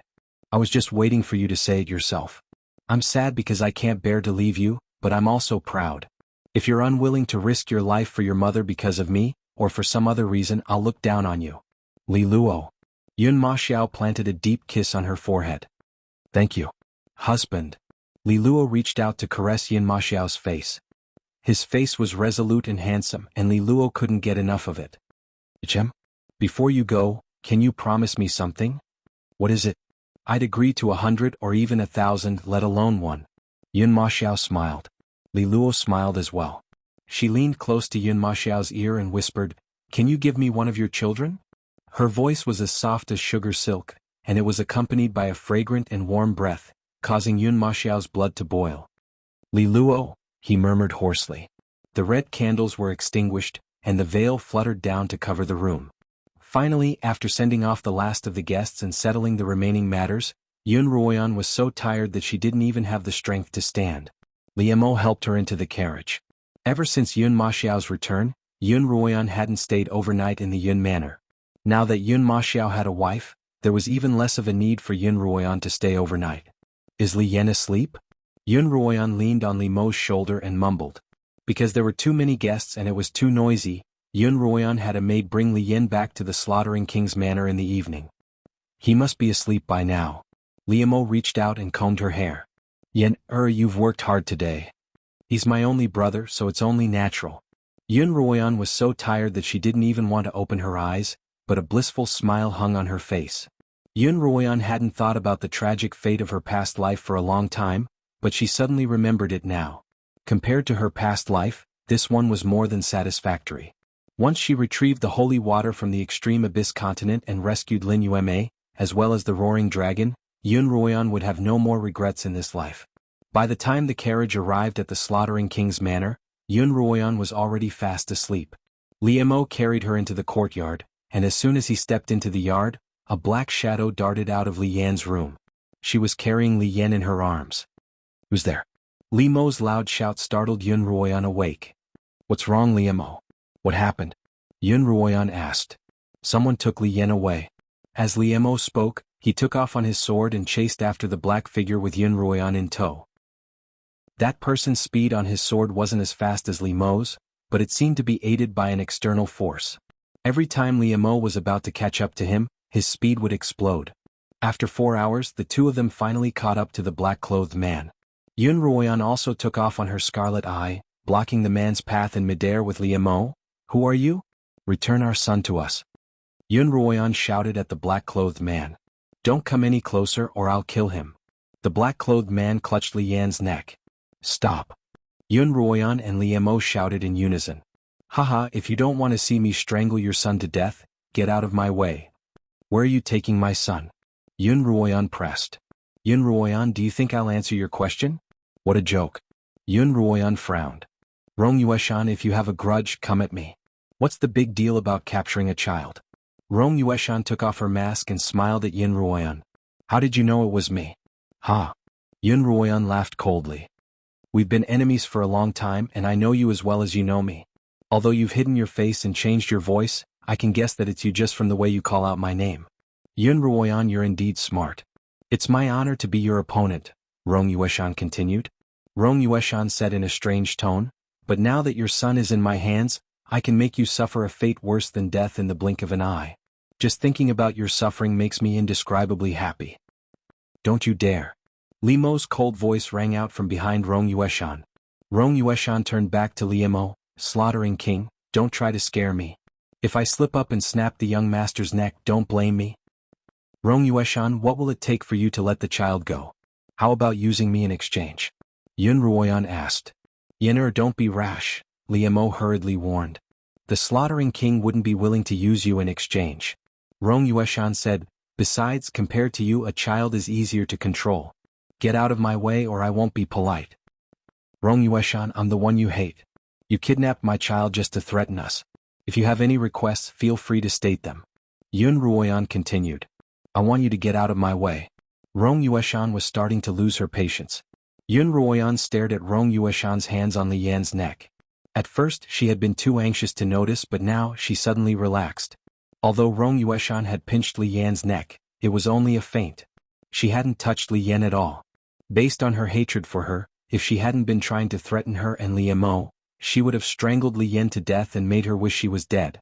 But now, it seemed that all she wanted was to take Li Yan away. What could it be? Yun Ruoyan's eyes widened. Rong Yueshan, you've sided with the Silver Dragon Elder and become his lackey.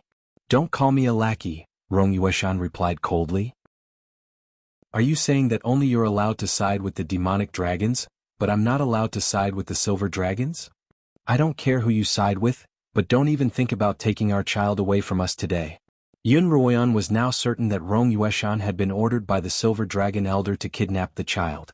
If her guess was correct, then Rong Yueshan wouldn't dare harm Li Yan. When Rong Yueshan saw that Yun Ruoyan had no intention of giving way, she couldn't help feeling anxious. She had acted on her own initiative this time, and the Silver Dragon Elder had intended for her to act only after Yun Ruoyan and the others had left the Xuanhuan continent. However, Rong Yueshan had suddenly heard from Dong Tiehe that Rong Tianling had been tortured to death in the imperial prison. Rong Yueshan had been furious, and when she heard that Yun Maxia was getting married and was planning a grand wedding, she decided to take advantage of the situation. Chapter 463. During the wedding banquet, Yun Ruoyan was extremely busy, while Rong Yueshan hid by the side, waiting for an opportunity. Finally, it was afternoon when the guests were the most numerous. Yun Ruoyan had a servant take Li Yan back to the Slaughtering King's manor. This was an excellent opportunity for Rong Yueshan. She immediately followed the servant out of the manor, ready to strike. However, the servant was surrounded by the guards, and Rong Yueshan couldn't find an opportunity to strike. All she could do was follow the servant all the way into the manor, where she discovered a large spiritual object in the middle of the pond. Rong Yueshan didn't dare to act rashly. She waited until it was late at night before she secretly poured a packet of extremely potent medicinal liquid into the pond. She had obtained it on the Netherworld continent and it was extremely effective. Just like that, Xiaobai fell asleep in the pond. Then, she took advantage of the moment when the guards protecting Li Yan were slightly relaxed to launch a sneak attack.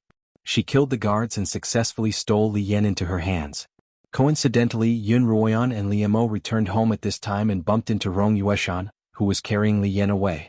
Yun Ruoyan guessed that Rong Yueshan was going to use Li Yan to claim credit from the Silver Dragon Elder, and she was sure that Rong Yueshan wouldn't dare harm Li Yan easily. As a result, Yun Ruoyan decided to take a gamble. Rong Yueshan, I won't let you take Li Yan away no matter what. As she spoke, she waved her arm at Rong Yueshan, and a beam of black light shot toward Rong Yueshan. This sudden attack not only startled Rong Yueshan, but it also startled the demon dragon ancestor. The Feilai blade pierced through the air toward Rong Yueshan. Li Yan was in Rong Yueshan's arms, and the blade was headed straight for Li Yan. Although the demonic dragon ancestor was the blade's spirit, he couldn't stop Yun Ruoyan from using her own will to control the blade. After all, Yun Ruoyan was the Feilai blade's master. At this critical moment, Rong Yueshan suddenly threw Li Yan away. The Silver Dragon Elder had repeatedly ordered her not to harm Li Yan, and if Li Yan were to die by her hands, the Elder would make her suffer a fate worse than death. After Rong Yueshan tossed Li Yan aside, she summoned the sky-flipping mirror. A beam of light shot out and illuminated the Feilai blade, causing it to abruptly stop. On the other side, Li Mo dashed toward Li Yan in a flash of light, catching him in his arms. When Yun Ruoyan saw this scene, her heart, which had been on the verge of jumping out of her chest, finally calmed down a little. Yun Ruoyan, you mad woman! How dare you attack your own child? Rong Yueshan exclaimed in disbelief as she struggled to fend off the Feilai blade. Umph! Yun Ruoyan snorted. The Silver Dragon Elder sent you to kidnap Li Yan so that he could use his blood to refine the holy water. As a mother, I will never allow my child to become ingredients for alchemy and live a life worse than death. Yun Ruoyan's words were meant to confuse Rong Yueshan.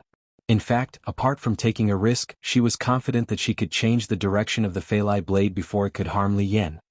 Let this little thing become a material for refining holy water? What holy water? Rong Yueshan asked curiously. She had asked the Silver Dragon Elder why he had to capture Li Yan, but he hadn't told her the reason. Based on Yun Ruoyan's words, it was probably to use him to refine some holy water. Rong Yueshan's curiosity was piqued. What holy water? Rong Yueshan asked again. You don't even know what holy water is? Yun Ruoyan mocked. It seems that the Silver Dragon Elder is guarding against you. Back on the Netherworld continent, not only did the Thunder Father and Son know of its existence, but the Silver Dragon Elder even gave each of them a bottle. Rong Yueshan furrowed her brows and asked, so what exactly is this holy water? Yun Ruoyan's lips curled up. I'll tell you right now, it's... Yun Ruoyan told Rong Yueshan in detail about the various heaven-defying abilities of the holy water, as well as that it could regenerate one's skin. As long as she used it, the scars on her face would be healed. Is there really such a miraculous pill in this world? Rong Yueshan didn't seem convinced. It's fine if you don't believe me, but it's useless even if you do. The Silver Dragon Elder won't give you holy water. In his eyes, you're nothing more than a tool, not even comparable to the Thunder Father and Son. Yun Ruoyan continued, you should know what happened to the Thunder Father and Son. I'm afraid you'll follow in their footsteps. Rong Yueshan's face was cold. Li Yan was no longer in her hands and she was being attacked from both the front and the back. All she could do now was rely on her mirror to resist Yun Ruoyan. She decided not to continue fighting. While there was life, there was hope. It was best to escape as soon as possible. She infused all of her spiritual energy into the mirror, and the pillar of light it emitted grew stronger and stronger, attempting to repel the Feilai blade. Lass, hand over the Feilai blade to me. The Silver Dragon Elder's voice rang out in her mind, and she immediately relinquished control over the Feilai blade. The Silver Dragon Elder controlled the Feilai blade to retreat until it was out of the mirror's range.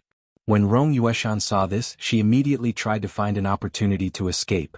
Li Mo couldn't chase after Rong Yueshan with Li Yan in his arms, but Yun Ruoyan chased after her on her sword.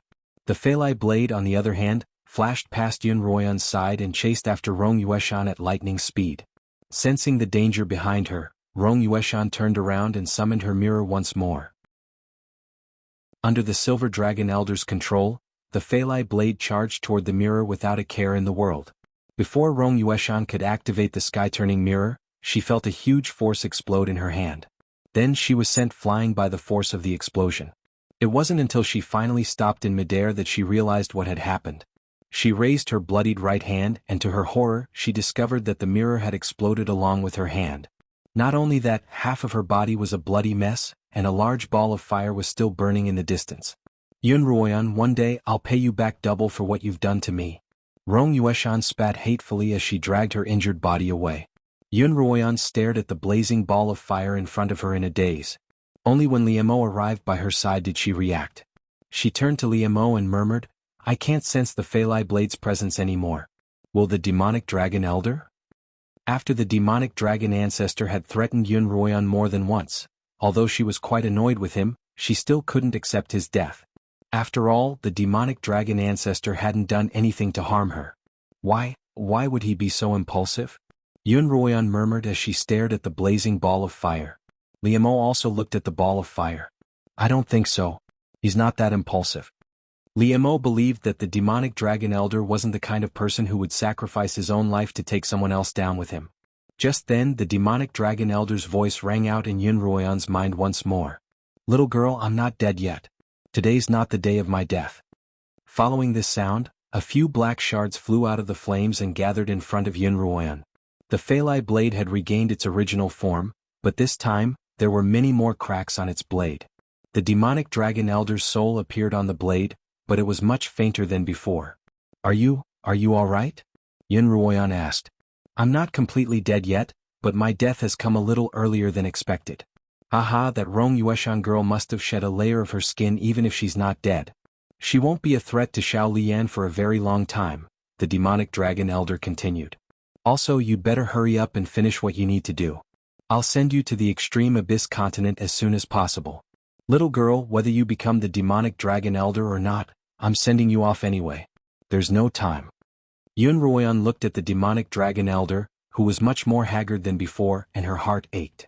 She had always felt that the demonic dragon elder was just using her, but today, for the sake of Lian's safety, the demonic dragon elder's willingness to sacrifice his lifespan had truly moved her. She finally made a decision. She looked at the demonic dragon elder calmly and said, All right, I promise to be the head of the demonic dragon clan. You? The demonic dragon elder's eyes flashed, and he bowed to Yun Ruoyan emotionally. Wonderful. I thank you on behalf of the entire demonic dragon clan. Apart from the demonic dragon bloodline that she had inherited from her ancestors, Yun Ruoyan didn't have any close ties to the demonic dragon clan. In addition, the trouble the demonic dragon clan had caused her in the past had caused her to dislike them. However, in the face of the demonic dragon elder's sacrifice, Yun Ruoyan decided to bear the responsibility. However, I'll say this first. Once the demonic dragon clan is resurrected and safe, I'll choose someone from the demonic dragon clan to become its head. I won't let Lian take over the position of elder demonic dragon. All right, the demonic dragon elder agreed readily. Of course, Lian will be the head of the demonic dragon clan in the future. I trust that as long as you're here, Li Mo and Lian won't harm the demonic dragon clan.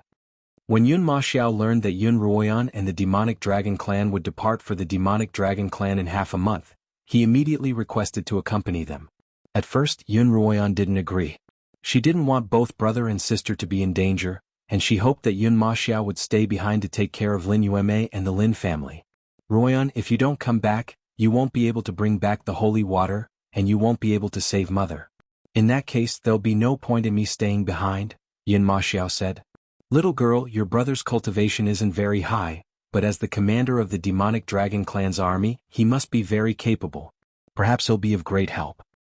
Brother, if you leave, what will happen to sister-in-law? You've only just gotten married. Can you bear to leave her alone? Yun Ruoyan asked. Li Luo walked up to Yun Ruoyan and held her hand. I appreciate your concern, sister. If I selfishly leave your brother behind, he'll live in guilt and worry every day.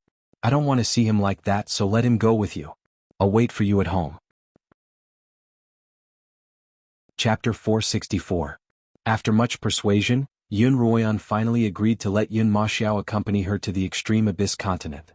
Kid from the Yun family, you're a peak 8th rank blade master. Do you want to make another breakthrough? The demonic dragon patriarch asked. Yun Ma Xiao's eyes lit up, and he hurriedly cupped his fists toward the patriarch. To tell you the truth, I've been stuck at 8th rank for many years now. If you could help me break through, I'd be eternally grateful. 8th rank blade masters were considered experts on the Xuanhuan continent, but on the extreme abyss continent, they were nothing more than ordinary cultivators. You're the elder brother of the demonic dragon clan, so it's only natural that I help you. The patriarch chuckled. His primordial spirit was much dimmer than before, but he was as spirited as ever. Because Yun Ruoyan had agreed to become the head of the demonic dragon clan, the patriarch had accomplished one of his most important goals. Lass, you're currently a peak 9th rank blade master, 1 rank away from breaking through to the peak. I'll help you break through as well, the patriarch declared.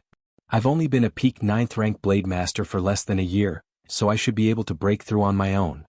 Xuanhuan glanced at the illusory figure of the demonic dragon patriarch. Although he was powerful, she knew that helping others break through to the next realm was a very taxing task. She was worried that he wouldn't be able to handle the strain of helping 2 people break through at once. Of course I'm aware of that, but the place you're about to head to is far more dangerous than the Xuanhuan continent. Without sufficient strength, you won't be able to reach your goal, the patriarch continued seriously. And, more importantly, it has to do with Xiaoqiu. Xiaoqiu? What happened to Xiaoqiu? Xuanhuan asked. Not long after returning to the Xuanhuan continent, Xiaoqiu went into seclusion once more. The spirit-grade spirit crystal it had obtained on the Nether Abyss continent had mostly been absorbed by it, and Xiaoqiu had said that it would attempt to break the seal on the bracelet's pocket dimension. Do you know why Xiaoqiu hasn't come out of seclusion? The patriarch asked. Xuanhuan thought for a moment. Is it because my cultivation is too low? Yes, that's the reason. If Xiaoqiu wants to break the seal on the bracelet, it will need your help. You won't be able to help Xiaoqiu if you don't break through to the Great Perfection realm. Alright, then I'll have to trouble Senior. Xuanhuan wasn't someone who didn't consider the bigger picture. After listening to the elder's analysis, she agreed with his suggestion. It's no trouble at all. Old Ancestor Mo Long said with a chuckle. Because Old Ancestor Mo Long had been threatening her, she had never used honorifics to address him. Therefore, Old Ancestor Mo Long felt very happy when she addressed him as Senior. In a secret room in the Rong Manor, Rong Yueshan held a fragment of the sky-turning mirror in her hand. This was the only fragment she had picked up after the sky-turning mirror was destroyed. Whether or not she could contact the Silver Dragon Elder depended on this fragment. Rong Yueshan was gravely injured. If she couldn't contact Patriarch Silver Dragon, she would die. Even if she could contact the Silver Dragon Elder, she would still be executed for the failure of this mission, but she still felt that it was worth the gamble. Perhaps she might even be reborn from the brink of death. Rong Yueshan placed the fragment of the sky-turning mirror in front of her, took out a sharp dagger, and disinfected it with fire. She put a piece of cloth in her mouth and held it tightly. Then she stabbed the burning dagger into her heart. The intense pain made her faint instantly. Her body leaned forward on the broken pieces of the sky-flipping mirror. The blood from her heart flowed onto the sky-flipping mirror along with the wound. Gradually, the surface of the mirror was dyed blood red. Rong Yueshan, wake up. A cold, authoritative voice rang out by Rong Yueshan's ear. Rong Yueshan frowned and slowly opened her eyes. She saw the fragment of the sky-turning mirror, stained with her blood, floating in front of her. The Silver Dragon Elder's figure appeared above the mirror. Elder. Rong Yueshan hurriedly crawled up. Her movements tore open her wound, and she almost fainted again from the pain. What's going on? Because the sky-turning mirror had been stained red, the Silver Dragon Elder's figure was also covered in a layer of blood. Combined with his angry expression, he looked even more frightening. Rong Yueshan only glanced at the Silver Dragon Elder once before lowering her head, not daring to look at him a second time. Elder. Yesterday Xuanhuan's brother was getting married, and the Yun family held a banquet. Because there were so many people present, I snuck into the crowd, hoping to find an opportunity to complete the mission you gave me. So, did you capture Xuanhuan and Limo's child? This, almost, just a little bit, really just a little bit more. Rong Yueshan endured the severe pain in her chest as she lay on the ground and stuttered. Almost, but I didn't manage to capture him. The Silver Dragon Elder's voice was as cold as ice. You acted on your own, and not only did you fail to capture the person I wanted, you even destroyed the sky-turning mirror. I had high hopes for you, but I didn't expect you to be just as useless as the Thunder Father and Son duo. I don't need trash like you. Rong Yueshan could feel the Silver Dragon Elder's intense anger and killing intent. She couldn't help but think of Xuanhuan's words. She was nothing more than a tool for the Silver Dragon Elder, just like the Thunder Father and Son duo. The Silver Dragon Elder had already raised his hand, his palm aimed at Rong Yueshan's head. Just as he was about to end her life, Rong Yueshan spoke again. Although I didn't manage to capture the child, I've made a great contribution. Please, Elder, give me a chance to speak. The Silver Dragon Elder stopped what he was doing. Alright, I'll give you a chance to speak. If you don't, I'll make you suffer a fate worse than death. Rong Yueshan gulped and took a deep breath before saying, the demonic dragon ancestor is dead. What? The Silver Dragon Elder was startled by this news and hurriedly asked, what did you say? That old fart silver dragon is dead. Yes, Rong Yueshan replied. He controlled the Feilai blade to forcefully resist the sky-turning mirror in my hands, and then perished with it. The Silver Dragon Elder still couldn't believe this news. The Silver Dragon Elder's cultivation was so high that even he could squeeze it dry. The two of them had fought for tens of thousands of rounds, and if not for the Silver Dragon Elder's trickery, the Silver Dragon clan wouldn't have been able to win at all. But how could he have died just like that? The Silver Dragon Elder's heart was filled with complex emotions. Of course he was happy. There was nothing more delightful than seeing a powerful enemy die in front of him. But even more than that, he didn't believe it. Are you sure? His gaze pierced Rong Yueshan's back like a knife. Even though Rong Yueshan didn't raise her head, she could feel his piercing gaze. Although Rong Yueshan wasn't sure, in order to preserve her life, she chose to say that she was. When the sky-turning mirror and the Feilai blade collided, there was a violent explosion. In order to prove that she wasn't lying, Rong Yueshan raised her head and looked into the Silver Dragon Elder's eyes. Although I was prepared, I still couldn't dodge in time. One of my hands was blown off and I was gravely injured. She raised her severed wrist for the Silver Dragon Elder to see. After the explosion, the fireball burned for an entire night before being extinguished. The demonic Dragon Elder definitely wouldn't have escaped death. Wonderful, wonderful. That old thing is finally dead. Dead, ha. The Silver Dragon Elder laughed heartily. It took him a while to realize that he'd lost his composure. He coughed to cover it up. A sky-turning mirror for that old thing's life. It's worth it. Elder, on account of this subordinate's contribution, can you save this subordinate's life? Rong Yueshan only dared to make this request when she saw that the Silver Dragon Elder was happy. She had been gravely injured, and she had even taken out a drop of blood from her heart in order to see the Silver Dragon Elder. She could clearly feel her life draining away bit by bit. The Silver Dragon Elder looked down at Rong Yueshan. This is indeed a great contribution, so I'll spare your life. Thank you, Elder. I'll continue to serve you faithfully, even if I have to sacrifice my life for you. Xuanhuan used the last of her strength to reply. This is the holy water of the Silver Dragon clan. Drink it and it'll save your life. The Silver Dragon Elder waved his hand, and a white jade bottle floated down in front of Rong Yueshan. Rong Yueshan took the bottle with trembling hands, opened it, and gulped down the holy water in one gulp. Then, her body began to undergo an incredible transformation. First, the wound on her chest where the dagger had pierced through her heart slowly healed, and her life force slowly returned. Then, like a seed sprouting in the soil, her severed hand actually grew out at a speed visible to the naked eye. My hand's back. Rong Yueshan looked at her new hand, excitement, shock, and disbelief all over her face. The spiritual energy within this fragment of the sky-turning mirror has been fully activated by your heart's blood.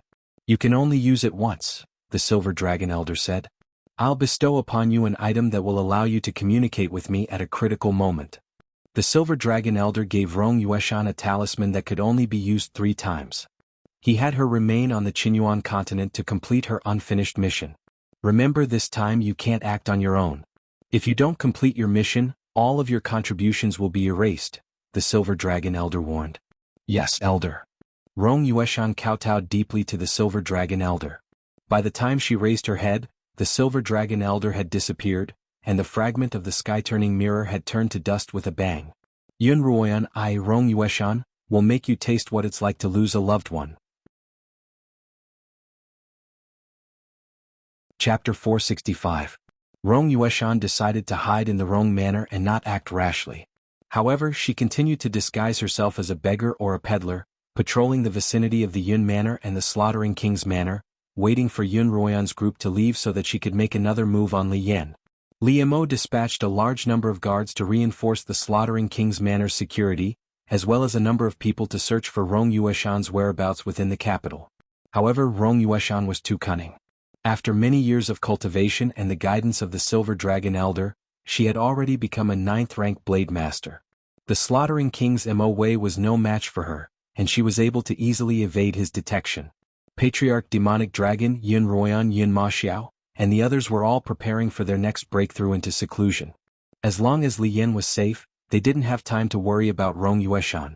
Although the Demon Dragon ancestor said that Rong Yueshan would lose a layer of skin even if she didn't die this time, she wouldn't be able to cause any big waves at the moment. However, it was better to be safe than sorry. What if the silver dragon elder gave Rong Yueshan the holy water? After all, Xuanhuan had personally witnessed the miraculous effects of the holy water. It was a miraculous medicine that could bring the dead back to life. Once Rong Yueshan obtained the holy water, no matter how severe her injuries were, as long as she was still breathing, she would be able to recover in no time. As a result, when the demonic dragon ancestor suggested that she go into seclusion at Kongming Academy, Xuanhuan refused. Instead, she requested that she remain in the slaughtering king's manor. While Xuanhuan was in seclusion, Liemo had to be by her side to protect the elder. If both of them were to leave, Xuanhuan wouldn't be able to rest easy. If he could cultivate in the slaughtering king's manor, it would be killing two birds with one stone. Although the slaughtering king's manor couldn't compare to Kongming Academy, it had the densest concentration of spiritual energy in the capital. It was barely enough to support his breakthrough technique. Little girl, you'll be heading to the extreme abyss continent soon. If you're so worried about little Lian, what should we do? Elder Demon Dragon said worriedly. Senior, could you bring Liemo to the extreme abyss continent as well? This question was asked by Yin Maxiao. He had never been to the other world, so he didn't know the specifics. You can't, brother, Xuanhuan interjected before the demonic dragon ancestor could respond. Why? Not to mention how dangerous the extreme abyss continent is, just the spatial turbulence that leads there isn't something a child can handle. Xuanhuan explained. In that case, there's only one way to reassure the little girl and Liemo. Ancestor demonic dragon said. What is it? If the absorbed spiritual energy was out of control, or if there was too much of it, and the person absorbing it couldn't digest it, there was a chance that they would go berserk. Liemo's mission was to help them clear the spiritual energy in their meridians as soon as they showed any signs of going berserk, so that they could continue their breakthrough. Xuanhuan's constitution was unique.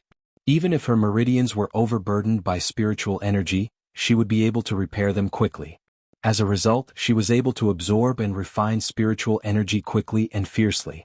70 to 80% of the spiritual energy that the elder had released had been absorbed by her.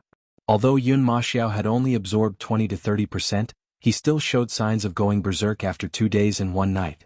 When Liemo saw his face suddenly turn red and pale, he hurriedly stepped forward and used his own spiritual energy to guide and unblock Liemo's meridians. At the same time, he absorbed the spiritual energy from the demonic dragon ancestor into his own body. Only then did he manage to resolve the crisis. Xuanhuan, on the other hand, was incredibly successful. On the 3rd day of her seclusion, she successfully broke through the bottleneck of peak 9th rank and became a sword saint. At that moment, Xuanhuan felt her primordial spirit fly out of her body and looked down at Yin Maxiao and Liemo. Although the feeling was brief, it was a wondrous one. As her primordial spirit floated in midair, it inadvertently glanced at the demonic dragon ancestor, who seemed to be smiling at her. When her primordial spirit returned to her body, 2 voices rang out in her mind. One was the demonic dragon ancestor's and the other was Xiaoqiu's. Congratulations on your breakthrough, mistress. Congratulations on your breakthrough, lass. Xuanhuan ignored the demonic dragon ancestor's words and turned to Xiaoqiu excitedly. Xiaoqiu, you're finally out of seclusion. Yes, mistress, the day of your breakthrough is the day of my seclusion. Xiaoqiu was equally excited. In that case, can you break through the bracelet seal now? Logically speaking, I can, but I'll need your help, mistress. Alright, what do you want me to do? I'll help you right now, Xuanhuan immediately replied. No. The demonic dragon ancestor hurriedly interrupted their conversation. Lass, based on your current situation, your potential is far beyond the early stages of a sword saint. If you keep working hard, there's a good chance that you'll break through again. Both Xuanhuan and Xiaoqiu were taken aback. Xuanhuan was just about to stop absorbing spiritual energy. She had thought that breaking through to the peak of a sword saint was her limit, but she hadn't expected that she could break through again. Mistress, then you should focus on cultivating. The higher your cultivation, the more help you'll be in breaking through the bracelet seal. Xuanhuan didn't think too much about it. She immediately entered a meditative state. After another 3 days and 3 nights of cultivation, Yun Maxiao had already broken through to 9th rank. That was his current limit.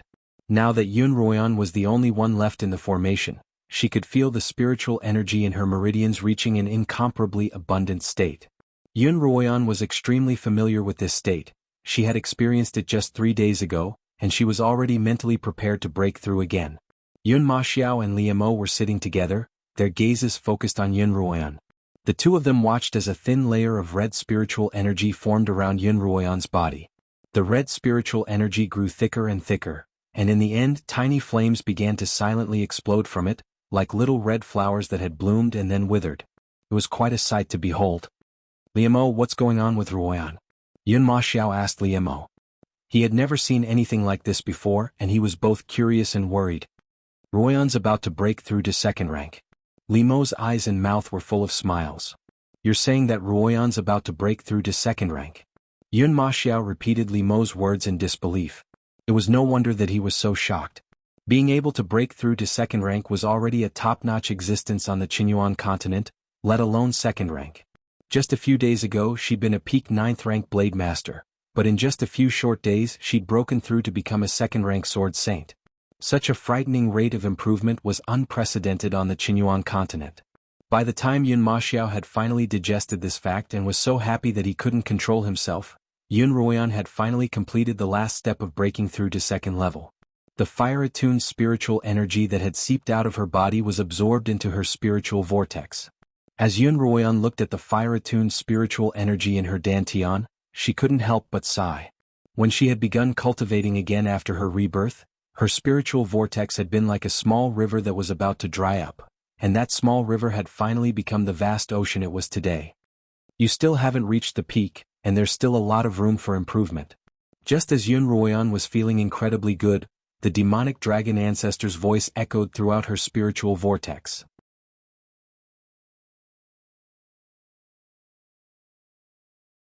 Chapter 466. Yun Ruoyan naturally knew that she was still a long way from reaching the peak.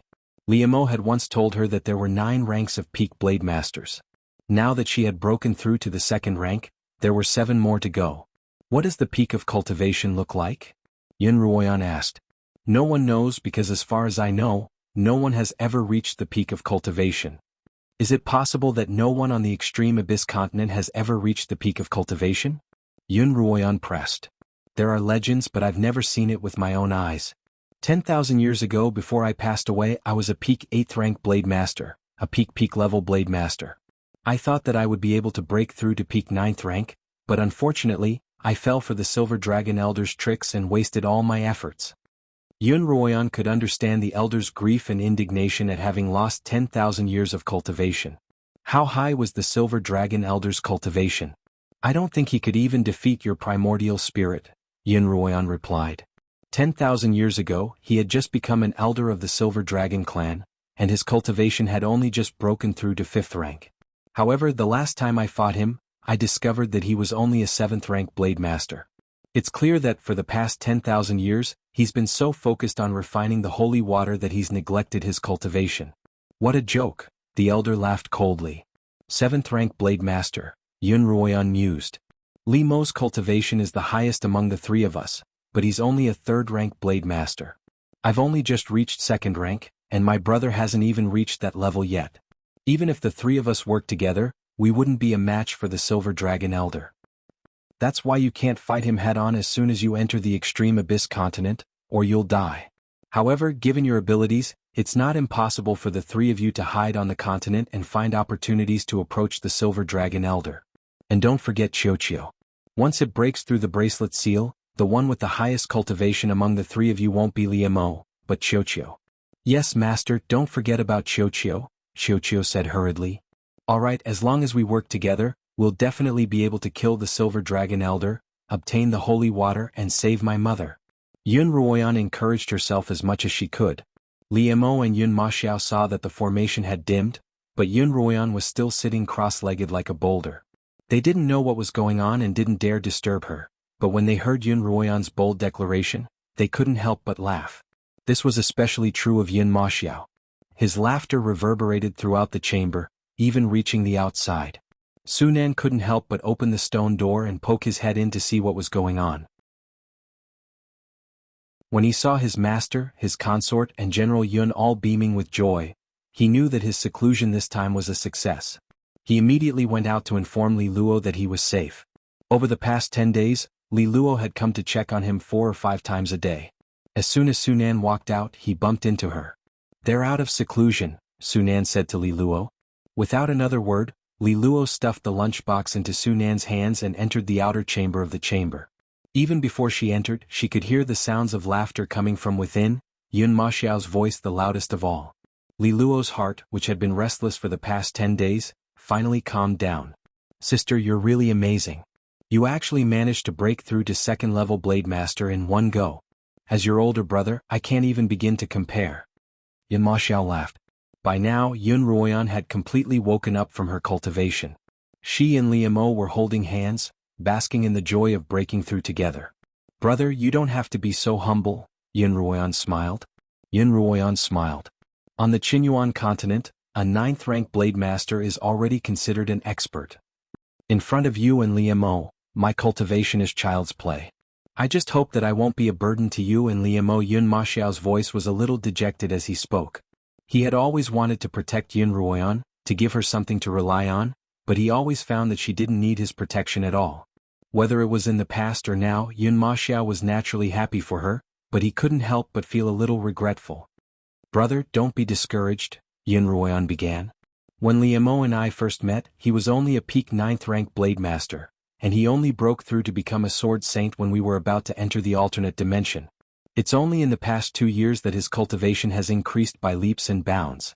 This time we're going to have to get some spiritual pills that will help you break through as soon as possible. I've heard that once you break through, your lifespan will increase. Is that true?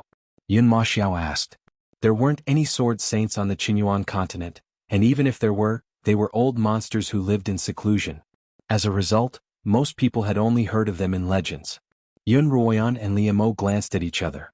Neither of them had paid much attention to this point, so they both turned to the demonic dragon ancestor. After becoming a 9th-rank Blade Master, one's lifespan will increase. If one's cultivation doesn't advance further, one's lifespan will be around 150 years, the demonic dragon ancestor explained. Once you break through, your lifespan will immediately double and so on and so forth. Every time you break through, your lifespan will double again. In other words, I've reached 150 years of lifespan? That's right, the demonic dragon elder confirmed. In my opinion, although your potential isn't as great as your sister's or Li Mo's, breaking through to become a Sword Saint shouldn't be a problem. Yun Maxiao muttered to himself, if that's the case, I'll have to get more spiritual pills for Li Luo's cultivation. If he broke through to become a Sword Saint, his lifespan would be 300 years. Li Luo was only an 8th-rank cultivator, so her lifespan would only be around 100 years. Yun Maxiao decided that he would leave the spiritual pills he obtained on this trip for Li Luo. Standing outside the stone door, Li Luo could hear their conversation. Afraid that she would disturb them, she waited outside. When she heard Yun Maxiao's muttering, she couldn't help but feel touched. When they walked out of the secret chamber, they saw Su Nan and Li Luo standing guard at the door. Li Luo's eyes were a little red, and it was clear that she had just been crying. Yun Maxiao took her hand, his heart aching for her. Aren't I fine? Why are you crying? Li Luo raised her head to look at Yun Maxiao's handsome face. Thinking of his words and his deep feelings for her, coupled with the fact that she was about to leave him, her nose turned sour and tears started flowing again. Li Luo wasn't a girl who liked to cry, but at this moment she couldn't help it. Love could soften a person's heart. This was as true for Yun Ruoyan as it was for Li Luo. Aya, why are you crying again? How can I leave with peace of mind if you cry like this? Wiping away Li Luo's tears, Yun Maxiao coaxed, how about I stay home and keep you company instead of going to the extreme abyss continent? What do you say? Li Luo paused for a moment before realizing that Yun Maxiao was just teasing her. Alright, stop talking nonsense. You're all hungry, right? I'll go make dinner for you. The group looked at each other. Other than Su Nan and Li Luo herself, everyone else present had already abstained from eating, and no longer knew what it felt like to be hungry. Sure. Yun Ruoyan exclaimed. Sister Li Luo's culinary skills are excellent, especially when it comes to light dishes. My brother is a man blessed with good food. After finishing Li Luo's dinner and resting for the night, they immediately began their next mission. Yun Ruoyan once again went into seclusion to help Qiuqiu break the silver bracelet seal, while Yun Maxiao prepared to return to the barracks to make arrangements for his departure. The demonic dragon patriarch remained in the basement alone, using a soul-gathering technique to search for Rong Yueshan. Liu Mo remained by Yun Ruoyan's side, watching over her. During this period of time, Rong Yueshan had fallen into a state of confusion. Usually, when she was hiding in the vicinity of the Slaughtering King's manor and the Yun manor, she would occasionally see Yun Ruoyan, Yun Maxiao, and the others. However, in the past 10 days Yun Ruoyan and the others seemed to have disappeared. Rong Yueshan even went to the Lin manor to wait, but she still couldn't find any trace of them. Could it be that Yun Ruoyan and the others had already left, and that they hadn't made a big fuss in order to lull her into a false sense of security? If that was the case, she could begin her mission again.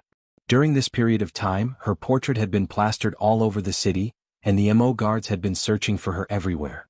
Although she always managed to escape, she'd had enough of her days as a street rat. The Silver Dragon Elder had promised that as long as Rong Yueshan could get her hands on Li Yan, he would send the two of them to the Extreme Abyss continent. Then she could go to the Extreme Abyss continent to seek revenge on Yun Ruoyan. With Li Yan and the Silver Dragon Elder's help, she wouldn't have to worry about not being able to kill Yun Ruoyan. With this in mind, Rong Yueshan immediately used the talisman that the Silver Dragon Elder had given her to contact the Silver Dragon Elder. Are you certain that they've arrived on the Extreme Abyss continent?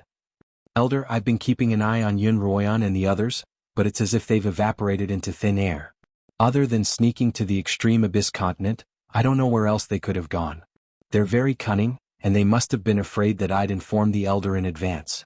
If that's really the case, they're probably already on the Extreme Abyss continent. Rong Yueshan felt that her analysis was very reasonable, and she looked at the Silver Dragon Elder eagerly. The Silver Dragon Elder smiled. Without the protection of the demonic dragon ancestor, these children aren't a threat to me at all. It's just that the sky-turning mirror has been destroyed, and it'll be a little troublesome to deal with the divine mirror in their possession. However, the most important thing right now is to get my hands on Yun Ruoyan and Li Mo's child. Do you understand? There can't be any mistakes. Yes, I understand, Rong Yueshan replied. At the same time, in the basement of the Slaughtering King's manor, inside the soul-gathering array, the demonic dragon ancestor slowly opened his eyes. As he used the soul-gathering technique, he could clearly see everything that was happening. Not only was Rong Yueshan lucky, but she was also a person who wouldn't rest until she was dead. In order to ensure Li Yan's safety as well as to assure Yun Ruoyan's safety, he had to get rid of her at all costs. Chapter 467. Within the pocket dimension, Xianxia was doing its best to break through the seal. It floated in the air like a human with its legs crossed. Below it was a dazzling array formation, and its body was surrounded by something like a shield of light. This was the barrier that had been binding Xianxia all this time. Its existence suppressed Xianxia's strength, and at the same time prevented it from leaving the pocket dimension. Yun Ruoyan had also entered the pocket dimension. Xianxia's about to break through the seal, Xianxia said, opening its eyes. Mistress, lend me a hand. As it spoke, Xianxia shot up into the void above the pocket dimension. There didn't seem to be anything in the void, but to Xianxia it was like a cage. Before Xianxia could rise more than 100 feet, it was blocked by an invisible force. Yun Ruoyan followed suit, easily reaching a height of 100 feet. The invisible force blocking Xianxia's path was practically non-existent to Yun Ruoyan. She floated by Xianxia's side, her hands forming the hand seals that Xianxia had taught her. Xianxia had said that it had spent hundreds of years figuring out this hand seal, and that it could help it break through the seal. This hand seal could only be used by those who were at least a peak blade master. Beyond that, the higher one's cultivation, the more powerful the seal would be. Xianxia was using its tiny claws to form the same hand seal as Yun Ruoyan. Yun Ruoyan and Xianxia stared at each other. Their long years of tacit understanding meant that they didn't need to say anything to know what the other was thinking. The two of them struck the same spot at the same time. In an instant, a dazzling white crack appeared where the seal struck. Yun Ruoyan and Xianxia continued to use the spiritual energy in their spiritual vortices as much as they could. Under their immense spiritual energy, the tiny dazzling cracks grew larger and larger. Finally, they shattered soundlessly, leaving behind a door-shaped hole. Blinding white light poured out from the door-shaped hole. Yun Ruoyan's eyes stung and she had no choice but to close them. As soon as she closed her eyes, she heard Xianxia's excited voice. I'm free, Xianxia is free. Ah, mistress, I'm free. Xianxia's voice rang out. It was accompanied by a deafening roar of a beast. Roar. This bestial roar had the power to shake the earth and mountains. Clearly, Xianxia had broken through the seal and regained its former strength. When the white light disappeared, Yun Ruoyan opened her eyes. She was still in the pocket dimension, but Xianxia was no longer by her side. Mistress, I'm out of the bracelet's pocket dimension. A low voice suddenly rang out in Xuanhuan's mind. It was only after a while that Xuanhuan realized that the voice belonged to Xiao. With a thought, she walked out of the pocket dimension. Liemo was smiling at her, and by his side, a large spiritual beast was staring at her with its large bell-like eyes. The spirit beast's entire body was fiery red, and there was a flaming bolt of lightning on its forehead. 2 snow-white fangs protruded from the corners of its mouth, making it look quite ferocious. Xiao's appearance reminded Xuanhuan of the drawings and sculptures of the fire qilin that she had read in books and seen in the palace. Xiao's true form was that of a fire qilin. Xiao, Xuanhuan called out to the beast. The beast walked toward Xuanhuan and stopped in front of her. Xuanhuan only reached the tip of its nose. Mistress. Xiao's deep, resonant voice came from its mouth, and its warm breath landed on Xuanhuan's face. Xuanhuan reached out and stroked its head. Suddenly she laughed. Xiao, I didn't expect your true form to be so impressive. Xuanhuan recalled how Xiao had looked in the past. It was round like a ball, and the difference between now and then was that of a grandfather and a grandson. Xiao could see the meaning behind Xuanhuan's smile and couldn't help but roll its eyes. In the blink of an eye, its large body transformed back into its original form. Xuanhuan paused.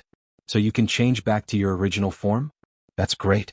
I was worried that your previous form would be too eye-catching, and that I wouldn't be able to bring you to the extreme abyss continent.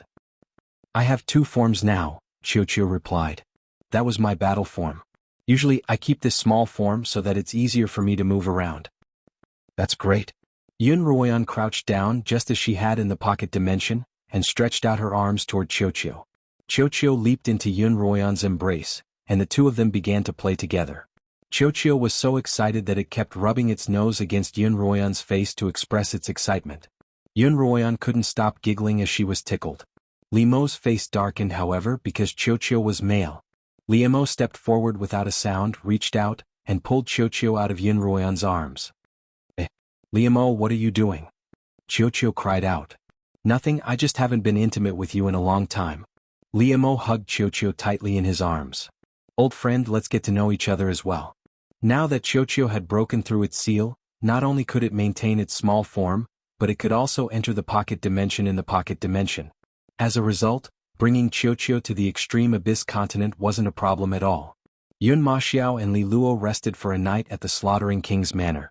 Just as they were about to leave, they suddenly received a message from the demonic dragon patriarch, telling them not to leave the manor for the time being, because Rong Yueshan was currently hiding outside the manor's gates. At the same time, Xuanhuan also received the same message. The group immediately gathered in the basement, where the demonic dragon patriarch was executing his soul-collecting technique. The few of them stood in front of the soul-collecting spell formation, watching the image on it. The image was of a corner outside the Slaughtering King's manor. An old beggar woman was squatting there, dressed in rags, and her white, withered hair completely obscured her face. That's Rong Yueshan, the demonic dragon patriarch began. If not for the patriarch's words, Xuanhuan wouldn't have associated the woman with Rong Yueshan, even if she saw her.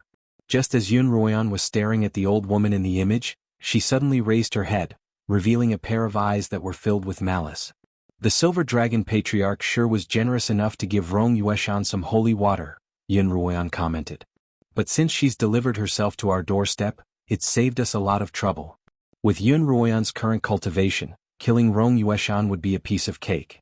This time we have to kill her in one strike. If we let her escape again, we won't have time to chase after her, the demonic dragon patriarch began. The Silver Dragon Patriarch gave Rong Yueshan a death order. As soon as we leave, he'll make a move on Lian. We've been in seclusion these past few days, and Rong Yueshan mistakenly believes that we've gone to the extreme abyss continent. So, Senior, what do you mean?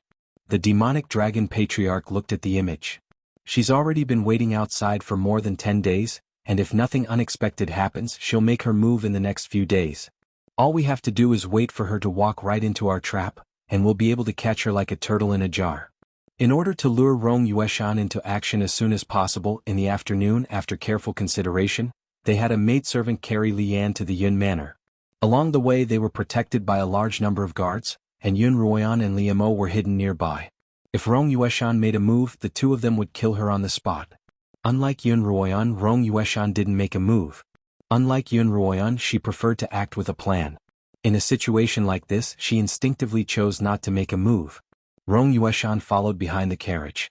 As she watched the maidservant carry Lian into the Lin Manor, she was even more certain that Xuanhuan and the others had already left. Otherwise, she wouldn't have allowed a maidservant to carry Lian out alone. As a result, she decided that there was no time to lose. Night quickly fell, and the slaughtering king's manor was silent. Suddenly, a black shadow appeared by the lotus pond. Just like the last time, Yuxian sprinkled a packet of water into the pond. After that, his figure appeared beside the nearby ink guards like a ghost, and he silently killed them one by one with swift and ferocious movements. After doing all this, she quickly entered the room where Lian was resting. In the room, the maidservant was sleeping on a soft couch, and Lian's bed was placed right in front of her. Yuxian grabbed the small figure on the bed. Just at this moment, something on the bed suddenly jumped up and pounced towards Yuxian. Yuxian could clearly see that the thing had two large bright eyes and a mouth full of sharp teeth. Yuxian's reaction wasn't slow. She instantly took out a spiritual sword and stabbed it at Xiao. Xiao opened its mouth and bit off half of the spiritual sword, crunching and crunching. Yuxian was shocked. She knew that the thing in front of her was a spiritual beast, but she had never seen such a powerful one. Yuxian knew that she wasn't a match for this spiritual beast, and she turned to escape. Just as she reached the corridor, a large, white figure rushed out of the lotus pond and looked at Yuxian with its large bell-like eyes. Yuxian, today this is an impenetrable fortress, the place where you will die. Yuxian walked out of the room with Lian in her arms, and Xiao walked out of the room it had just been in. Liemo, the demonic dragon ancestor, and Yun Maxiao appeared in different directions, surrounding Yuxian with the white tiger, Xuanhuan, and Xiao. With the exception of Yun Maxiao, everyone else present could easily kill Yuxian, and there was no chance that she would survive this ordeal. You didn't go to the extreme abyss continent? Yuxian asked. You've been hiding all these days just to lure me here? Yuxian, you think too highly of yourself, Xuanhuan remarked. Didn't you intentionally hide to lure me? Of course not, Xuanhuan continued. We have more important things to do, but since you're so eager to die, we'll naturally fulfill your wish. Yuxian, you should have died a long time ago. Today I'll avenge those who died on the abyssal continent.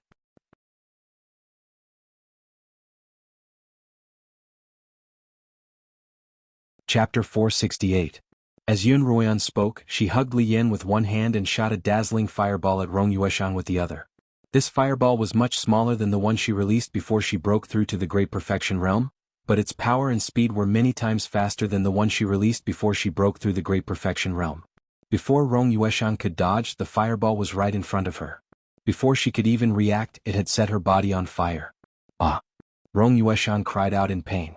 Seeing that she would soon be reduced to ashes, she turned to Xuanhuan and said viciously, Xuanhuan, even if I die, I'll drag you and your son down with me. As soon as she finished speaking, she mustered all the spiritual energy she could muster and shot toward Xuanhuan like a streak of light. She's going to detonate her spiritual vortex. The demonic dragon patriarch shouted. Detonating one spiritual vortex would produce a tremendous amount of destructive power. Liemo, Yun Maxiao, and the demonic dragon patriarch rushed forward to help her, but before they could do anything they heard a loud explosion followed by a blinding light. After the light disappeared, the first thing they saw was Xiao's enormous figure. You want to perish together with my master with this little bit of cultivation? You're not worthy. Xiao snorted coldly, then shook its fiery red fur and appeared behind Xuanhuan. Liemo, who was in her arms, had also been woken up by the sound of the explosion, and he was currently nibbling on Xuanhuan's hand. Seeing that the mother and son were safe and sound, the few of them smiled. Liemo in particular relaxed his furrowed brows. Thank goodness. We've finally killed Yuxian. You can finally head to the extreme abyss continent in peace, ha ha ha. The demonic dragon patriarch let out a long sigh, then suddenly burst into laughter. Everyone's attention had been focused on Xuanhuan and Lian, but when the elder laughed they couldn't help but turn to him. What they saw shocked them. This was because Elder Mo Long's primordial spirit was only left with a thin layer at the moment. It was like a thin fog on a cloudy day that would dissipate at any time. Senior, what's wrong? Yun Maxiao, who was standing next to the demonic dragon ancestor, asked. It's nothing. It's just that this old man's time has come. The demon dragon ancestor's tone was flat as if he was talking about something that had nothing to do with him, Yun Ruoyan shoved Li Yan into Li Mo's arms and quickly walked up to the demonic dragon patriarch. She raised her hand, intending to inject spiritual energy into his primordial spirit. The demon dragon ancestor hurriedly stopped her. "It's useless," he said. "My time is up. Don't waste it pointlessly." "Didn't you say that there's still nearly a year before your death?" Yun Ruoyan's voice was muffled. She had hated the demon dragon ancestor ever since he began threatening her, but she didn't hate him so much that she wanted him dead. Moreover, everything the demon dragon ancestor had done for her and Li Yan later on, although he had his own motives, Yun Ruoyan was still grateful to him. She had been hoping to bring back some holy water from the extreme abyss continent to prolong the demon dragon ancestor's life, but she hadn't expected him to die so soon. "If I don't do anything and drag it out one day at a time, I can drag it out to a year later," the demon dragon ancestor replied. "So you're doing this for us?" No. The demon dragon ancestor hurriedly waved his hands. "I'm doing this for myself, for the sake of the demon dragon clan, and for the sake of the two of you. Besides, what's the point of dragging on like this? What's the point? I'm fine as it is now. I've done everything I could, and now that I'm gone, I'll leave the rest to you." As the demon dragon ancestor spoke, the demon dragon ancestor's projection grew fainter and fainter, but his face carried a gratified, even relieved smile. "But if you die, how are we going to get to the extreme abyss continent?" "Don't worry. You can use the all-seeing mirror to return to the netherworld continent, and Xianxia can help you tear open the spatial barrier that leads to the extreme abyss continent. It's a little troublesome, but it's the safest method. That silver dragon ancestor knows that you're going to the extreme abyss continent to make trouble for him, and he'll definitely be waiting for you at the entrance. But if Xianxia tears open the spatial barrier, he won't be able to track you down, and it'll actually be easier for you." Yun Ruoyan turned to Xianxia and asked with her eyes. "Don't worry, mistress. Tearing open the spatial barrier is one of my abilities. Little girl, don't forget what you promised me." Before the demon dragon ancestor completely disappeared, he left behind one last sentence. "Don't worry, senior. I'll do my best to revive the demonic dragons and ensure that their lineage continues." Yun Ruoyan looked at the spot where the demon dragon ancestor had disappeared. According to the demon dragon ancestor's previous arrangements, Yun Ruoyan and the others once again went to the extreme abyss continent to see Empress Xuetong. Empress Xuetong was the holy maiden of the silver dragons, and she had some understanding of the extreme abyss continent and the silver dragon palaces. "Here's the map I've prepared for you." Before Li Mo and Yun Ruoyan could state their intentions, Empress Xuetong had Su Bei take out a map of the silver dragon city and the silver dragon palace. "Mother will set off immediately. Take care, I'll definitely find your true body and set you free once more," Li Mo promised. "All right, I'll be waiting for you." Empress Xuetong's face was still expressionless, but she couldn't help but choke up. After so many years of waiting, it was finally time to act. Whether or not her son and daughter-in-law would be able to return after so many years of waiting would depend on their success. Li Mo and Yun Ruoyan kowtowed to Empress Xuetong before leaving. Yun Maxiao waited outside the castle. This was the first time he had visited a beastkin castle, and he was stunned by the grandeur of the ruins. Ever since he was a child, he had heard of a beastkin castle in the Ueli Mountains, but no one had ever seen it. Many people had tried to search for it, but none of them had found it. He hadn't expected that he would one day be able to experience it himself. "Ruoyan, why are you here?" Yun Maxiao hurriedly walked up to Yun Ruoyan and Li Mo. Yun Ruoyan hadn't had a chance to tell her brother about Li Mo, and Yun Maxiao had long been puzzled as to why they hadn't set off in the direction of the Kongming Mountains, but had instead gone deeper into the Ueli Mountains. However, they had been in such a hurry that he hadn't had a chance to ask. Yun Ruoyan glanced at Li Mo. "My brother is our family and he'll be our comrade this time. Shouldn't we tell him about this?" "That's fine. Go ahead. Brother, let's talk as we walk. We'll reach Kongming Academy by nightfall," Yun Ruoyan said. Along the way, Yun Ruoyan told her brother about Li Mo's identity, as well as a few other matters regarding the beastkin. Yun Maxiao asked a lot of questions and Yun Ruoyan and Li Mo answered them one by one. Only then did he have a better understanding of his sister and brother-in-law. As a result, they arrived at Kongming Academy a little later than planned. They decided to rest for a while before setting off the next day. The night passed uneventfully, and the next day, Yun Ruoyan prepared to hand the mirror to the first elder so that he could reopen the vortex gate to the Heiyuan continent. Together with the 6 elders, they headed to the top of the southern tower. "Yun Ruoyan, Why don't we see that cultivator from last time? The third elder asked. He ascended, Xuanhuan replied truthfully. He's dead, the other elders exclaimed in unison. Xuanhuan didn't respond, and the elders naturally took her silence as a tacit agreement. Their faces lit up with joy. They had always been at the pinnacle of the Xuanhuan continent, and the sudden appearance of someone who could turn them into mere ants made them extremely uncomfortable. From time to time, they worried that the same thing would happen again. They had all held high positions for a long time, and it wasn't easy for them to bow down again. From the moment the demonic dragon patriarch had appeared until Xuanhuan's return to Kongming Academy, the elders had been living in a state of anxiety. They hadn't expected Xuanhuan to bring them such great news. That cultivator was dead. They were still at the pinnacle of the Xuanhuan continent. Xuanhuan. The second elder cleared his throat and straightened his back, returning to his usual lofty demeanor. The all-seeing mirror belonged to Kongming Academy in the first place. Since that cultivator has passed on, shouldn't you return it to us? All of the elders' gazes focused on Xuanhuan, waiting for her reply. Xuanhuan had indeed wanted to bring the all-seeing mirror to the far abyss continent, but she'd later learned that the mirror wasn't a battle-type spiritual artifact, but rather a formation-type artifact. With its enhancements, formations would be even more powerful. However, Xuanhuan didn't know much about formations. Before she learned how to use them, the all-seeing mirror wouldn't be of much use to her, and it wouldn't be safe for her to carry it around. Moreover, it didn't seem like they could bring it with them to the deep abyss continent through the mirror. In that case, she might as well leave it at Kongming Academy. If she wanted to take it back in the future, given her current cultivation, it wouldn't be too difficult. Yes, Xuanhuan. She then took out the all-seeing mirror and held it out to the second elder. Not only did the second elder not dare to accept it, he even took a step back. The all-seeing mirror had been in the southern tower since the elders were still regular students. They'd seen the mirror in action a few times, so they didn't dare touch it in the slightest. Xuanhuan smiled and placed the mirror back into its original position. Just as the mirror returned to its original position, a sudden clap of thunder rang out from the horizon. The destroyed barrier has been reconstructed. That's great. The elders were all overjoyed, but Xuanhuan urged the first elder to hurry up and open the whirlpool for them to enter. Chapter 469.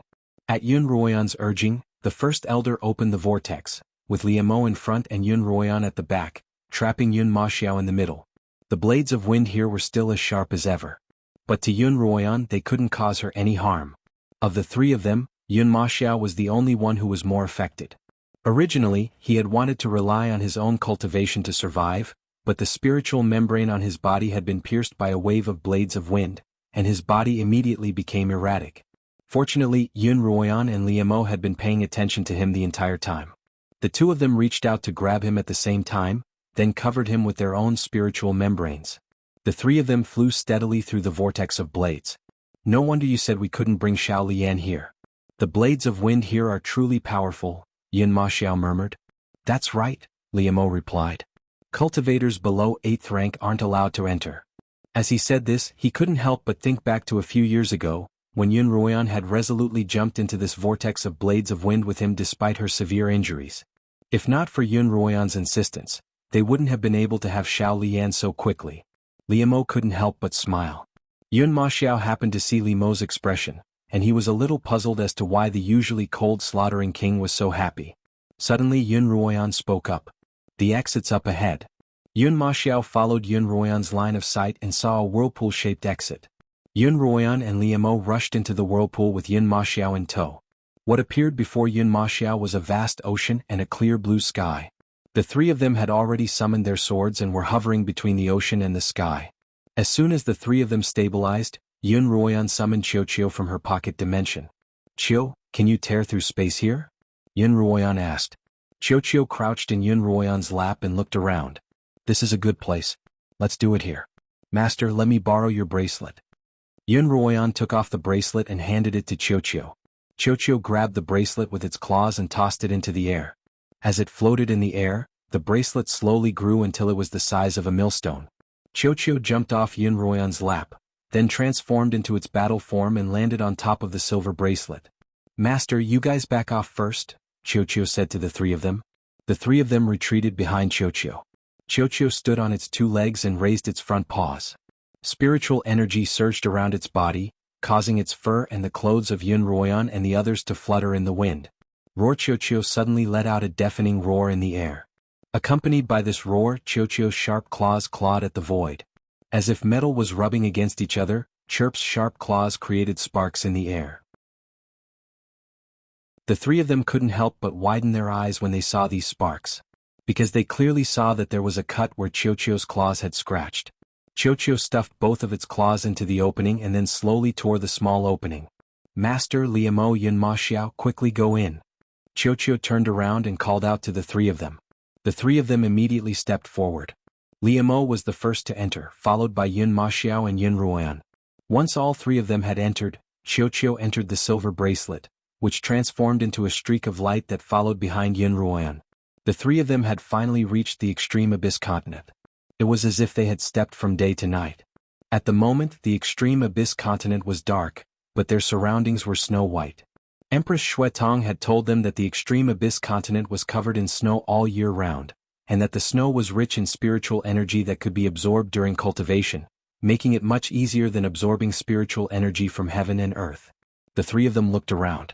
They were at a corner of a street, surrounded by tall buildings. Because it was night, the streets were very quiet. This is Silver Dragon City, Liamo said, pointing to a building in the distance. That should be the Silver Dragon Tower.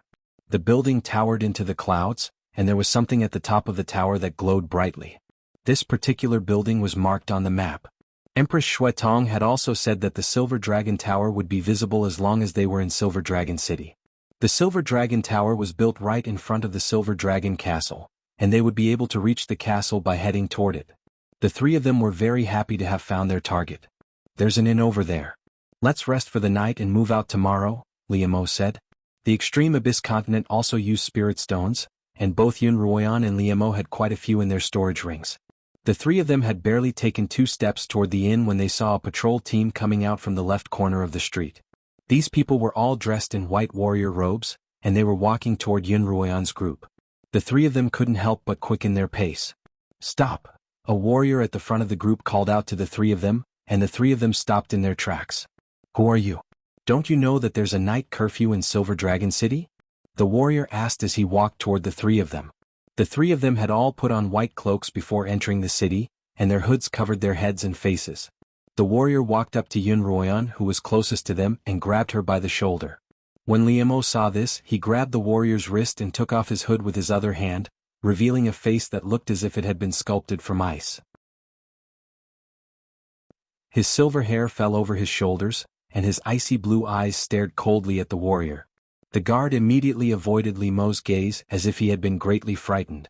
In a panicked tone, he said, "My lord, I was ordered to patrol the city and have offended you. Please forgive me."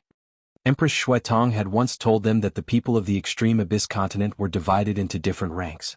Apart from cultivation, there was also the color of one's hair. There were generally 3 types of hair: gray, silver gray, and pure silver. Those with pure silver hair had the noblest bloodline, followed by those with silver hair, and those with gray hair were the lowest existences. This was why the warrior had panicked so much when Liamo revealed a head of pure silver hair. Liamo let go of the warrior's hand. "I've just returned from somewhere else, and I'm not sure what's going on in Silver Dragon City for the curfew to be enforced." "My lord, the curfew was ordered by the first elder. I heard that a few low-ranked races from a low-ranked continent were trying to cause trouble. As a result, the entire city has tightened security measures," the warrior replied. "It's just a few lowly races. Is there really a need to go to such lengths?" Liamo asked. "I don't know. We're just following orders," the warrior replied. "I heard that one of them was captured not long ago in the Silver Dragon Castle. It's said that he's extremely powerful and killed many of the castle's experts. In the end, the first elder had to personally intervene to subdue him. However, the first elder was injured and is currently in seclusion to recover." "Got it. Go." With a flip of his hand, Liamo tossed a high-grade spirit stone to the guard. The guard glanced at it and Liamo beamed with joy. After thanking Liamo, he led his team back to patrol. When the three of them entered the inn, Liamo asked for 2 of the best rooms.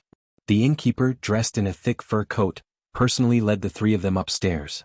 As he walked, he spoke incessantly. The three of you are the first group of customers we've received in the past 10 days. What a curfew. It's a hindrance to our business. Silver Dragon City used to be so lively, but now, it's so cold and deserted. The three of them didn't respond. The innkeeper muttered to himself, "Have you heard? In 3 days, someone from a low-ranked continent will be killed on the dragon-slaying platform." "We rushed back from the extreme north and we didn't know about this yet," Liamo replied. "Boss, is this information accurate? If it's true, we'll have to go take a look." "It's absolutely true. My younger brother works in the Dragon Fortress. How could his words be false?" The innkeeper said, "We've arrived. These are the 2 guest rooms. Please rest early, my 3 guests." The innkeeper retreated, and the 3 of them entered a room. Xuanhuan saw a stove in the middle of the room with a kettle hanging over it. There was also a large white urn in the corner of the room. She walked over and opened the lid. Seeing that it was filled with clean water, she smiled. "So this is how the inn operates. No wonder the innkeeper didn't say that he'd send us hot water. She almost asked for it just now. Fortunately, she held back, otherwise it would be hard to get back." Liamo handed the kettle to Xuanhuan, then lit up some coal and started a fire. "I didn't expect that there would be someone from a low-ranked continent here." Xuanhuan took off his hood and sat down by the stove. Xuanhuan filled the kettle and Liamo hung it over the stove. "Liamo, who do you think this person is? Could it be someone we know?" Xuanhuan sat down and looked at Liamo. Liamo frowned slightly. "Ruoyan, I'm afraid we're thinking of the same person." Liamo looked at Xuanhuan, and the 2 of them spoke a name in unison. Zhuifeng. Zhuifeng. Xuanhuan was a little surprised. How could it be him? Didn't you say that he went missing on the Xuanhuan continent? Although Xuanhuan and Zhuifeng admired each other, they hadn't spent much time together, and their relationship wasn't that deep. Xuanhuan didn't ask about the details of Zhuifeng's absence. Xuanhuan then told her brother about Zhuifeng's demonic transformation and disappearance. "We don't know how he became demonic either," Xuanhuan replied. "But now that I think about it, there was a long period of time when Zhuifeng wasn't himself. It's just that we were so busy with other things that we didn't notice."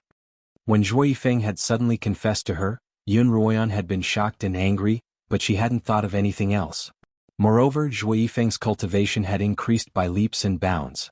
These were all very strange things, but she hadn't noticed them. This made Xuanhuan feel very guilty. "Liamo, if it really is Zhuifeng, we have to save him." Xuanhuan looked at the fire in the stove. Chapter 470. All right. Liamo looked at Xuanhuan with a single word. "En?" Xuanhuan smiled at him. "Zhuifeng is our friend. Of course we have to save him," Xuanhuan replied. "We still have 3 days. Tomorrow we'll find out where that person is being held and confirm whether or not he's really Zhuifeng. Then we'll come up with a rescue plan." Xuanhuan had been in the army for many years, and he had fought his way up from the very bottom. He was far more experienced than Xuanhuan and Liamo when it came to rescuing people from prison. Early the next morning, Xuanhuan used some medicinal powder to disguise the 2 of them. Gray-haired people were of low status and were easily bullied and ostracized. Silver-haired people, on the other hand, were of high status and would attract too much attention. In order to make their movements easier in the city, Xuanhuan and Xuanhuan had silver hair. When they went downstairs to eat, Xuanhuan learned from the owner of the restaurant that there was a prison in the Silver Dragon Castle, which was used to detain criminals sentenced to death. The intruder from a low-level continent was most likely locked up in that prison. Their conversation quickly attracted a lot of attention. These silver dragons were very curious about the intruder from a low-tier continent. "I've heard that the low-tier continents are barren, and the spiritual energy there is thin. The people who live there have to eat raw meat and drink blood," a middle-aged man wearing a hat said. A few strands of gray hair peeked out from under his hat. "What do you know? If that's what you say, would someone from a low-tier continent be able to kill so many experts from the castle?" A silver-haired young man glanced at the middle-aged man disdainfully. "Big brother." At this time, a silver-haired young man walked into the inn from outside. "Oh, you're back." The innkeeper immediately greeted him with a smile. "Why are you back at this hour?" "I've made an agreement with the kitchen in the Imperial City. In the future, all of the kitchen's vegetables will be provided by our shop. Some meat and other food will also be provided by you, big brother. This is the menu." The shopkeeper's younger brother took out a piece of paper and handed it over. The innkeeper took a look at the menu and immediately smiled. "Wonderful. If we supply all of this, our income this year will increase several-fold. Come brother, let's go to the back and talk. As the two brothers walked to the back of the inn, Xuanhuan heard the innkeeper ask, "Do you want us to provide food for the prisoners?" "Brother, what's so good about prison food? You're always thinking about it. You don't understand. If the leftovers in our restaurant can be used as prison meals, wouldn't that be a free profit?" "Alright then, I'll go back and ask."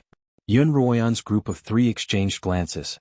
They'd clearly heard the conversation between the two brothers. All three of them had the same idea. In the past 2 days, the three of them had been familiarizing themselves with the surroundings on the streets. Eventually, they arrived at the gate of the Silver Dragon Castle.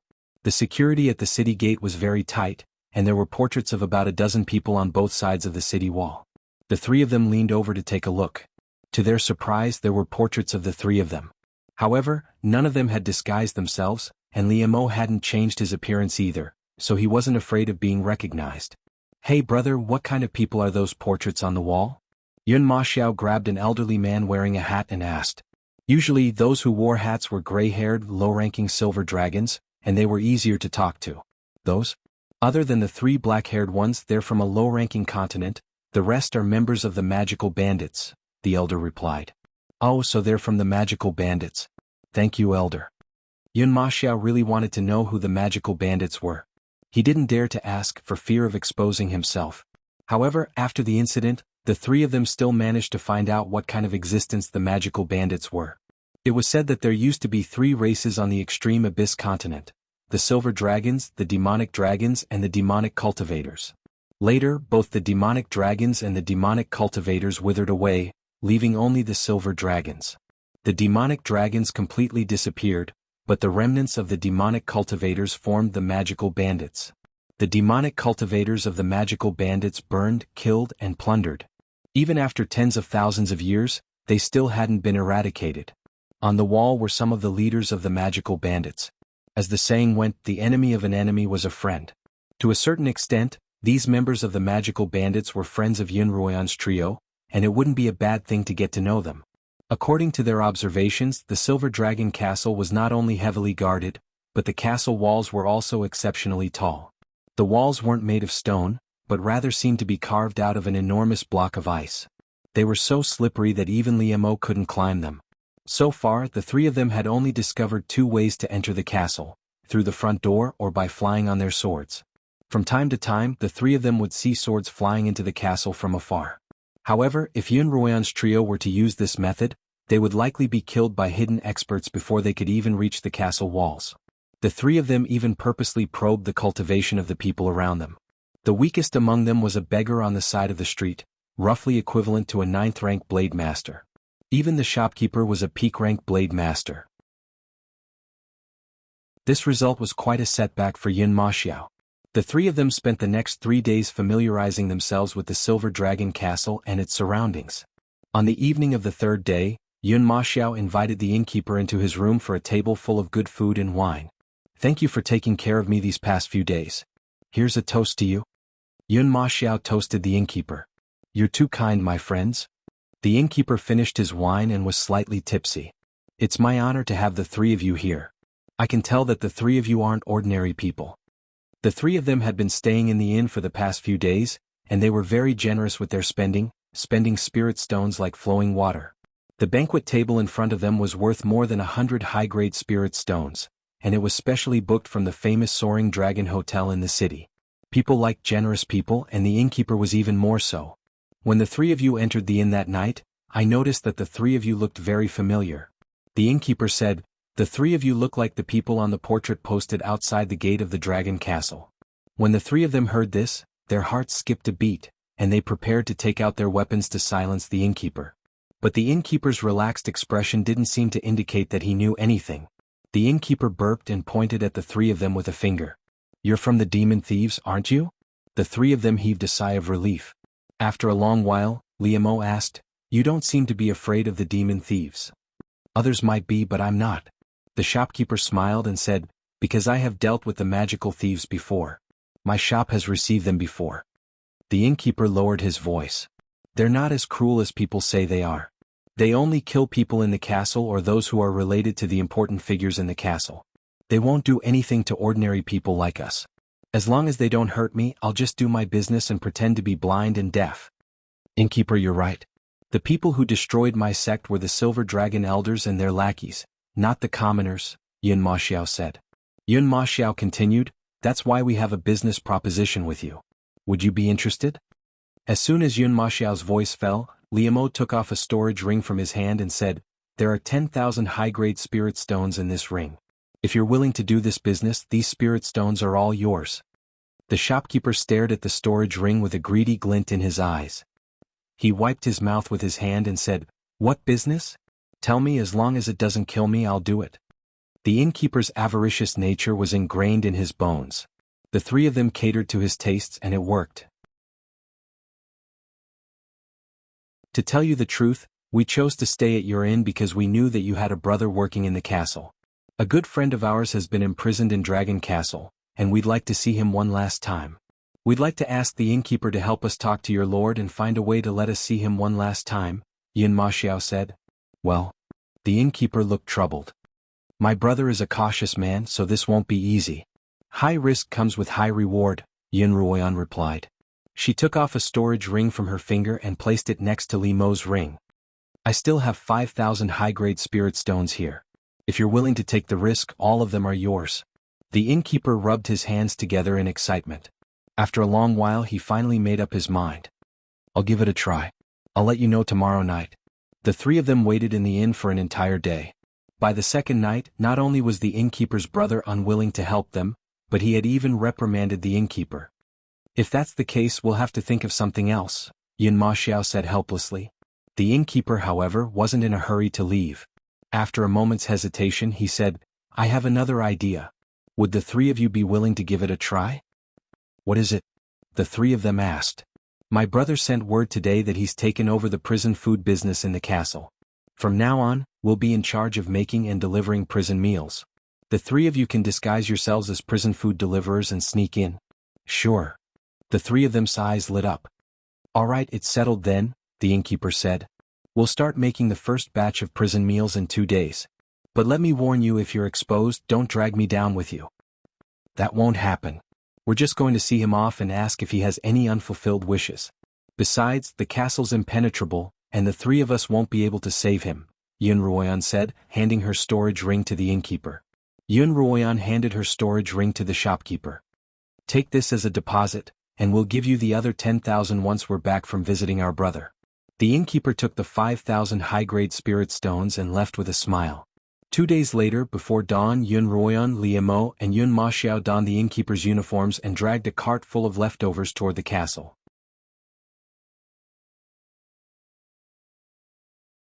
Chapter 471. The person leading the way was a short, low-ranked servant from the castle. The city gates weren't open yet, so the errand boy led the three of them into the castle through a side door. After an hour, they finally arrived in front of the dungeon. The journey was very smooth. Over there. The three of them thought that they'd be able to enter the dungeons immediately, but the errand boy pointed to the side. Aren't we going to the dungeons now? Yun Ruoyan asked, seeing that the errand boy was pointing in the opposite direction.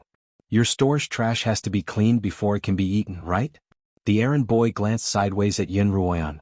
Prisoners are humans too, and they need to eat something warm. Brother, you're right. Let's go right now. Yun Maxiao drove the carriage in the direction that the short servant had pointed. After entering what appeared to be a kitchen, the servant instructed Yun Ruoyan and the other two to pour the leftovers from the 3 large wooden buckets into a large cauldron, then heat them up before serving them out. In the future, all the food you bring in will have to be heated up here before being sent to the dungeons, understood? Yes, I'll do as you say. Yun Maxiao smiled. After that, they pulled 3 wooden buckets filled with hot food back to the prison. The leftover food in the wooden buckets was originally cold and tasteless, but once it was heated up, a strange sour smell wafted out. The guards at the prison door pinched their noses and urged them to hurry in. Then they pushed the carriage into the prison.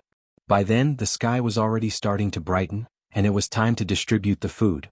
Under the errand boy's instructions, the three of them divided the food in the large buckets into smaller wooden buckets, and then each of them carried a small bucket and began to distribute the food to the cells one by one. Yun Ruoyan looked to her left and right. There were nearly 100 prisoners in the entire dungeon, but the three of them didn't know where Zhui Feng was. In fact, they couldn't even begin to guess whether he was even here. All they could do was search as they distributed the food. After a round of distribution of food, Xuanhuan raised her head and saw that the errand boy, who had been standing there with his hands on his hips, had disappeared. "Liamo, brother, did you see that shorty?" Xuanhuan asked. "I saw him head in that direction." "What?" Yun Maxiao asked. Xuanhuan placed the wooden bucket on the ground and whispered, "Don't you think that shorty's a little strange?" Both Yun Maxiao and Liamo put down their buckets. "Yen, did you discover something?" Liamo asked. "I didn't find anything." Xuanhuan frowned. "But although that shorty looks like an errand boy, he doesn't speak or act like one. Rather, he seems more like a leader of some sort." "Yes, that's indeed the feeling," Yun Maxiao agreed. "Could it be that there's something strange about this errand boy?" I'm starving. Are you going to give me food?" "That's right. We only have one meal a day. Don't tell me you don't give us anything? Why don't you just kill us now? Why let us poor people starve to death?" The prisoners who hadn't had their meals yet began to protest when they saw Xuanhuan, Liamo, and Liamo huddled together and chatted. Almost all of these prisoners had been sentenced to death, and their cultivations had been crippled. In the past they could abstain from eating, but now they needed food to sustain their lives. The feeling of extreme hunger that they hadn't experienced for so long was like a blunt knife cutting into their flesh, making them wish they were dead. All right, he's coming. Yun Maxiao hurriedly motioned for them to keep quiet. If they alerted the jailers, they wouldn't be able to do as they pleased. "Brother, leave the food here. Liamo and I'll go take a look," Xuanhuan instructed her brother. "All right." Yun Maxiao nodded, then began placing the food in each bucket. As he did so, he said, "Don't worry if there's not enough food for you today, I'll make sure you're full tomorrow." Xuanhuan and Liamo chased after the errand boy. "Over there." Liamo scanned the errand boy's location with his spiritual sense and pulled Xuanhuan along. The two of them hid in a corner, where the errand boy was standing in front of a cell not far from them. There were black stone walls everywhere. Only the place where the short servant was standing had a prison cell. The iron door of the cell was very high. The short servant was leaning against the iron door, but he didn't seem to be half as tall as the iron door. Supreme. The errand boy called out to the only cell. "I've come to see you and I've brought some medicine for your wounds." "All right, toss it in," a sinister voice rang out. Xuanhuan and Liamo glanced at each other, their eyes brightening. This sinister voice was one they were familiar with. It was the voice that had come from Zhuo Yifeng's mouth back on the Netherworld continent, and the owner of the voice was a demonic spirit. "Yes, Supreme," the errand boy replied respectfully. The short servant replied respectfully. Then a ball of black rose from his feet and dragged his entire body up. He then took out a cloth bag from his bosom and threw it into the cell through the small opening above the iron door. The errand boy bowed toward the metal door and was about to leave when the sinister voice suddenly called out, "Where did you come from, friend? What are you up to?" The short man bowed to the iron gate and was about to leave when the evil voice suddenly said, "Where did this friend come from? What are you trying to do by sneaking around?" The short servant immediately stopped and looked around vigilantly. He said, "Who's here? Come out." Xuanhuan and Liamo walked out from the corner of the room. "It's Liamo," Liamo replied. "It's Liamo," the sinister voice rang out from the cell. "And the other person must be Xuanhuan." "That's me," Xuanhuan replied. The demon soul, let out a series of strange laughter. "You two little guys are really not afraid of death. You actually came here. Where's that old demon dragon? He must have instigated you to come here. Tell him to come out and see me." "The demonic dragon ancestor isn't here," Xuanhuan replied. "He isn't here? How could that be? If he wasn't here, he wouldn't have asked you to take such a risk." The demonic spirit didn't believe Xuanhuan's words. "Cut the crap. Hurry up and have him help me escape. Doesn't he want to deal with the silver dragon ancestor? I'm willing to join forces with him to kill him." "I'm afraid we won't be able to help you fulfill that wish of yours," Xuanhuan replied. "The demonic dragon ancestor has reached the limit of his lifespan and ascended." "What did you say? He ascended?" The demonic spirit paused for a moment before replying, "How could that be? He's the demonic dragon ancestor, and he was once the closest to the peak of cultivation. How could he have ascended?" "The demonic dragon ancestor has indeed ascended," Liamo replied. "But if you want to cooperate, we can consider it." Liamo and Xuanhuan had already walked up to the metal door. The short servant glared at the two of them and moved to the side. Shorty, keep a lookout at the door, the demonic spirit instructed. Yes, senior. The short servant glanced at Xuanhuan and Liemo, then left to keep a lookout. The metal door to the cell was so tall that Xuanhuan had to stand on her tiptoes to see through the small window. The cell was also dark. Xuanhuan infused her eyes with spiritual energy, and finally saw a familiar, thin figure, Xuanfeng. Xuanfeng. Xuanhuan called out suddenly. The figure suddenly turned around and a pair of bright eyes met Xuanhuan's. We're here to save you, Xuanhuan continued. Xuanfeng stood up and took 2 steps forward, but it was as if some kind of power was binding him. He only took 2 steps before he was unable to move forward. Ruoyan, you shouldn't have come here. After Xuanfeng uttered a sound that belonged to him, his bright eyes were slowly covered by a blood-red hue. So you're here to save Xuanfeng. Xuanfeng's sinister voice rang out once more. As expected of a sentimental girl. His infatuation with you isn't in vain. Even I've been touched by him. Are you touched as well? Demon, don't spout nonsense. Xuanfeng and I are just friends and I only saved him out of friendship. Xuanhuan replied angrily. Oh, I see, the demonic spirit laughed. The devil spirit laughed strangely. If Xuanfeng heard your words he would probably be sad. After all, he became my puppet step by step in order to help you. What a silly child. What do you mean by that? Xuanhuan questioned. What do you mean by that? Little girl, do you still remember when you were captured by Thunderbolt Heaven and locked in a secret prison in the Nether Abyss Continent City Lord's mansion? Xuanfeng was also captured in order to save you. It was at that time that Xuanfeng agreed to share a body with me in order to save you as soon as possible. He used my power and I took control of his body step by step. Do you think Xuanfeng became like this because of you? Xuanhuan's hands gripped the metal door tighter and tighter. She had never known that Xuanfeng had sacrificed so much for her.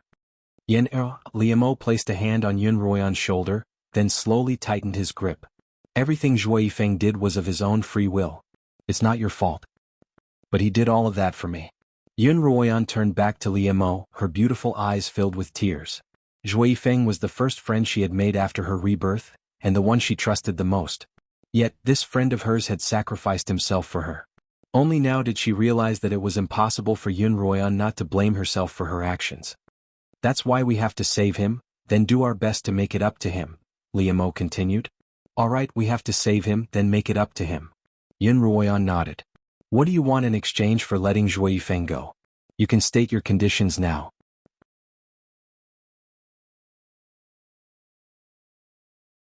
Chapter 472. When Xuanfeng's thin, weary figure appeared in front of them, the second brother, third brother, and even the 10th brother were all stunned. Brother, you're saying that he's the senior? A tall, thin youth pointed at Xuanfeng. The other 6 youths looked at each other, their expressions clearly suspicious. None of them had ever seen the legendary senior of the demon race, but this man who had suddenly been pulled out of his slumber, was abnormally thin and pale, and didn't have the slightest hint of the domineering aura of a demon. Brother, don't be rude. Before the shorty could reprimand his brother, Xuanfeng opened his blood-red eyes. His gaze swept across the 6 youths, and they immediately felt their souls tremble. Their legs wobbled and they all fell to their knees, trembling uncontrollably. Forgive us, senior, these are my brothers from the demonic bandits.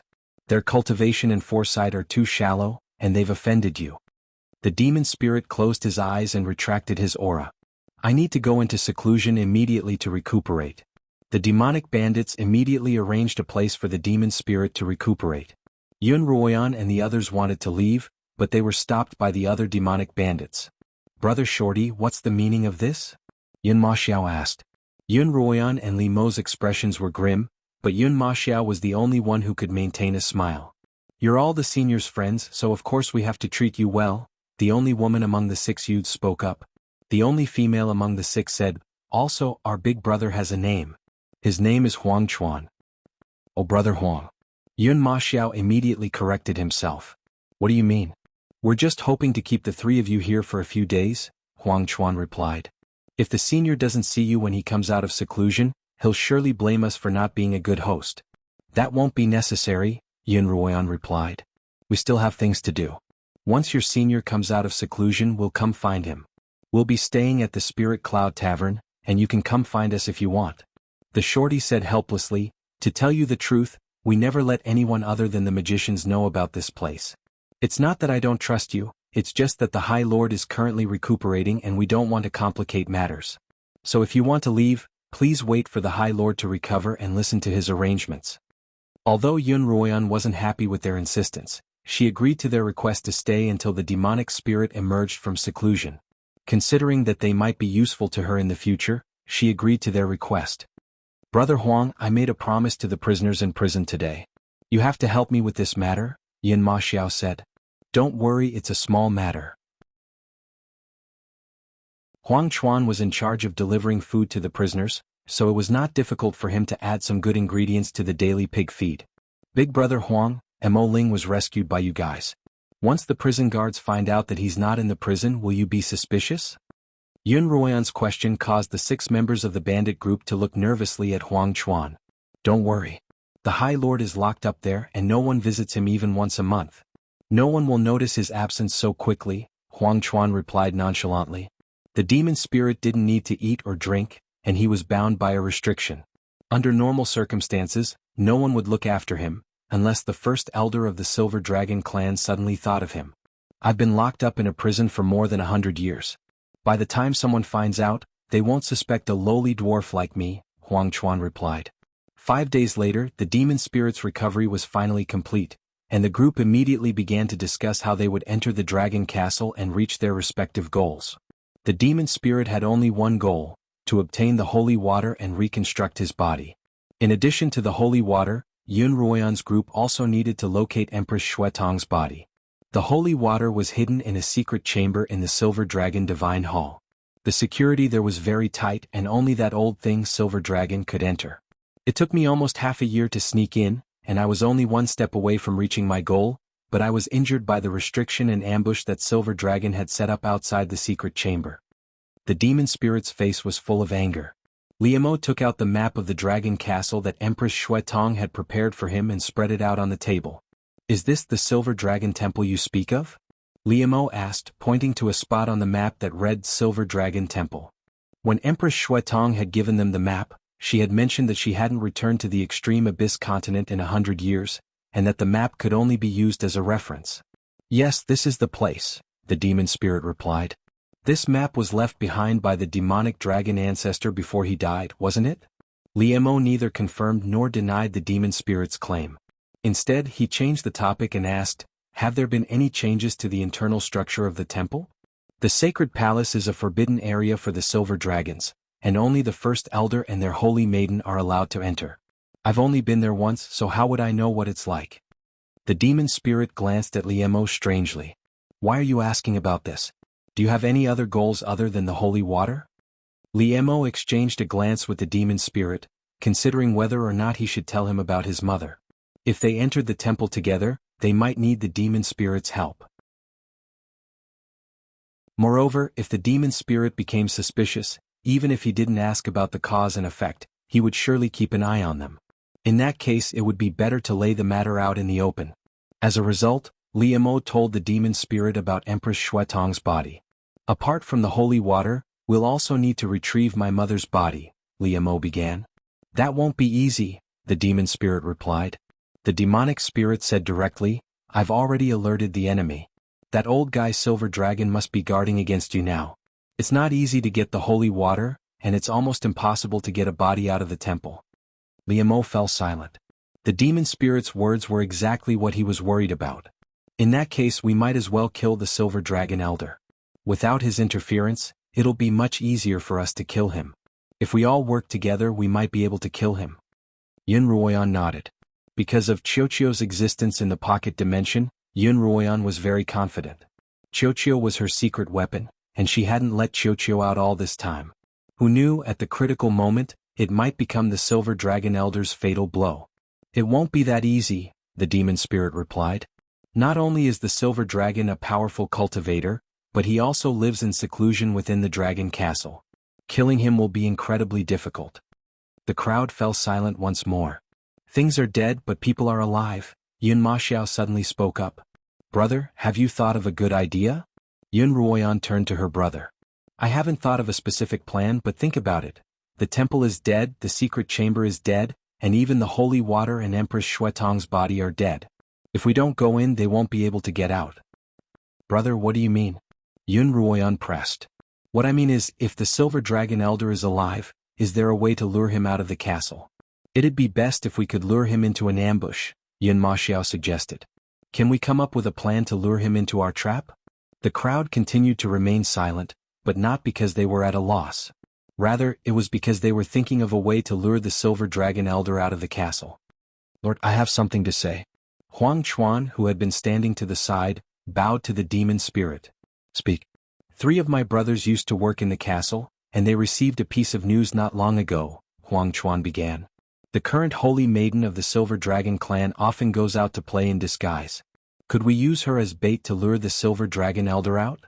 Xuanchuan had already thought of this idea a long time ago, but the demon spirit, Yun Ruoyan, and the others hadn't appeared at that time. They didn't have the confidence to kill the Silver Dragon Elder, and luring him out would be suicidal. Now, however, the situation was different. All 6 of them were at least peak swordsmen, and with Yun Ruoyan and Li Mo's help, the demon spirit's cultivation was even more unfathomable.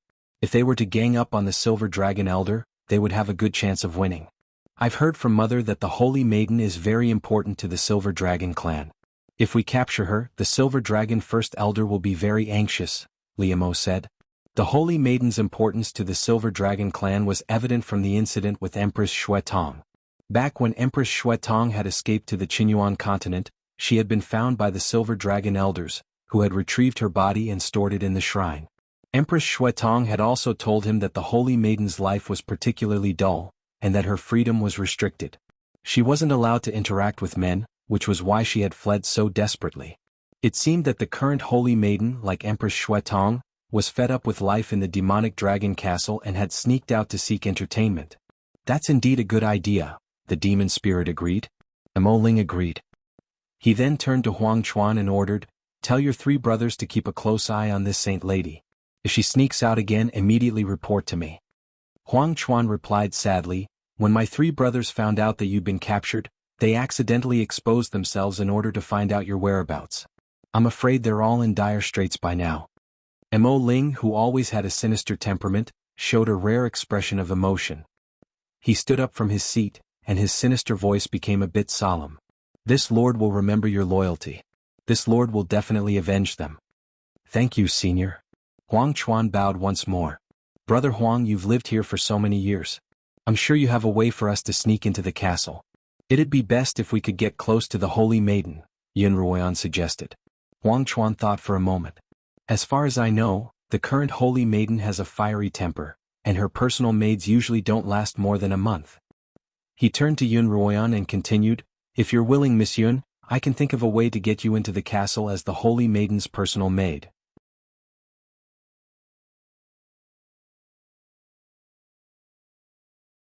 Chapter 473. I'm willing. No.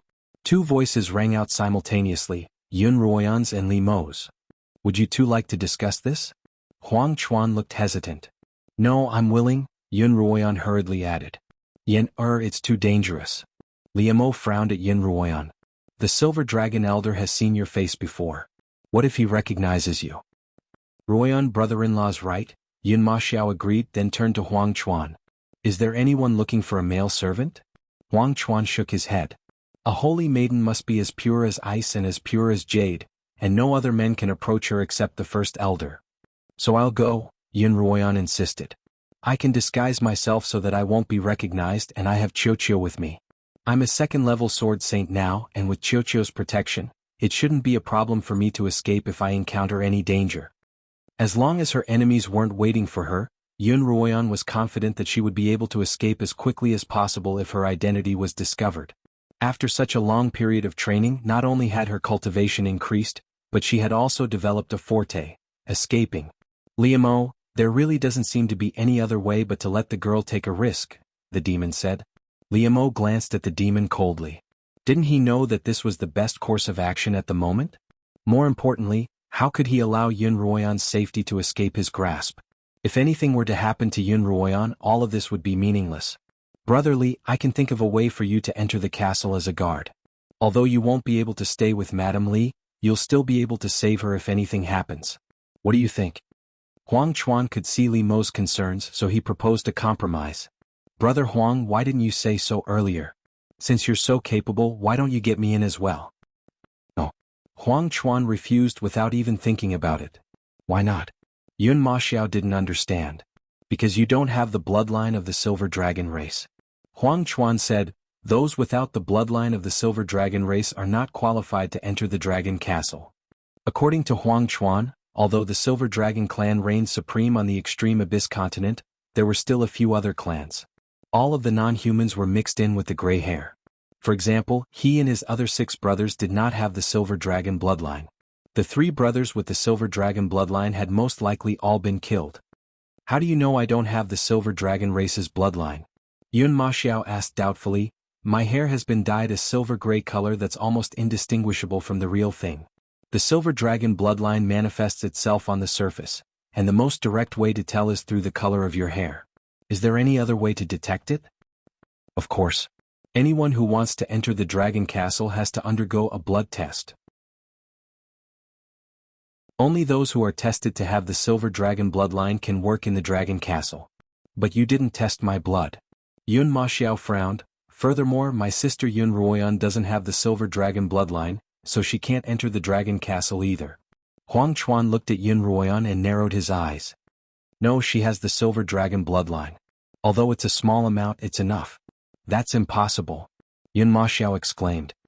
I'm a demon, and my talent is to detect the purity of a person's bloodline, Huang Chuan continued. Huang Chuan said, when I first saw you, I could tell that you weren't members of the Silver Dragon clan. Because Brother Yun doesn't have the Silver Dragon bloodline, and Madame Li's Silver Dragon bloodline is extremely weak, I let my guard down. Yun Ma Xiao still refused to believe it, but Li Mo looked at Yun Ruoyan's abdomen, his eyes flashing. Holding her hand he asked, are you pregnant again? Yun Ruoyan could only nod. Yes. A few days before we entered the extreme Abyss continent, I discovered that I was pregnant again. I had to come to the extreme Abyss continent, but you wouldn't have agreed if you'd known I was pregnant, so I could only hide it from you.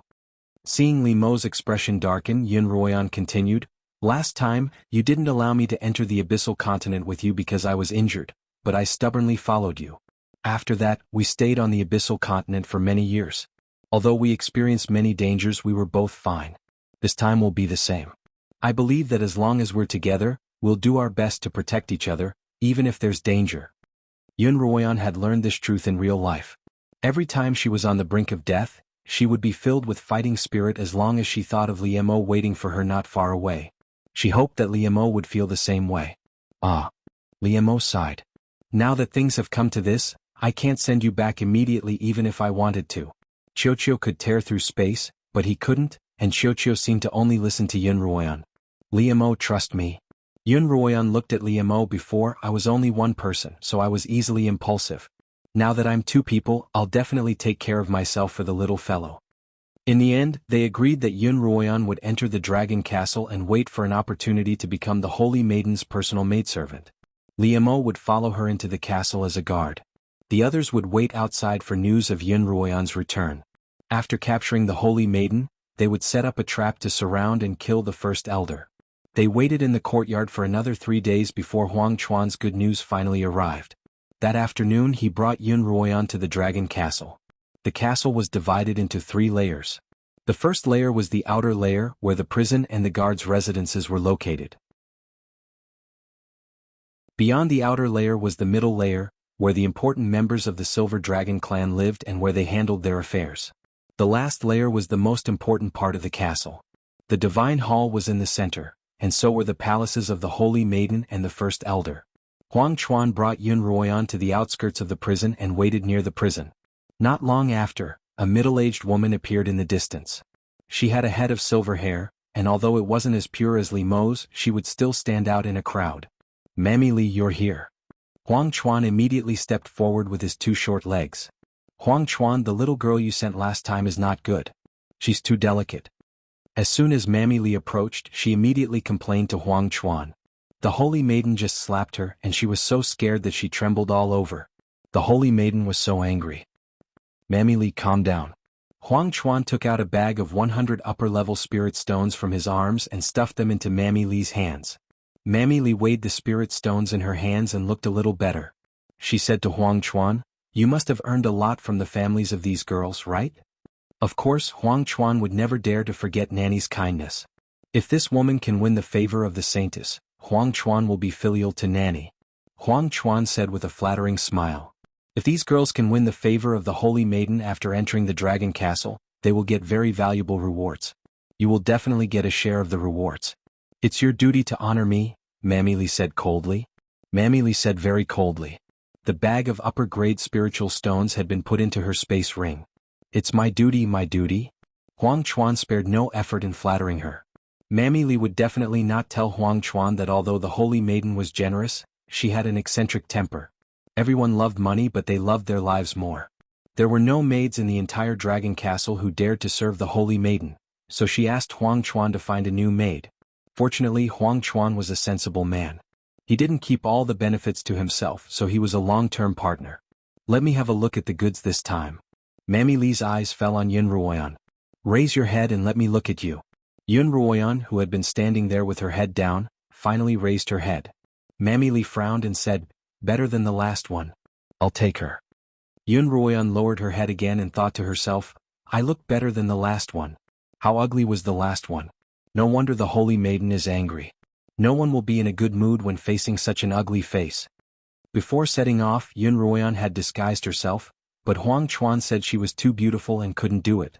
Then he asked her to make herself look like this, an ugly woman with inverted eyes, a flat nose and thick lips.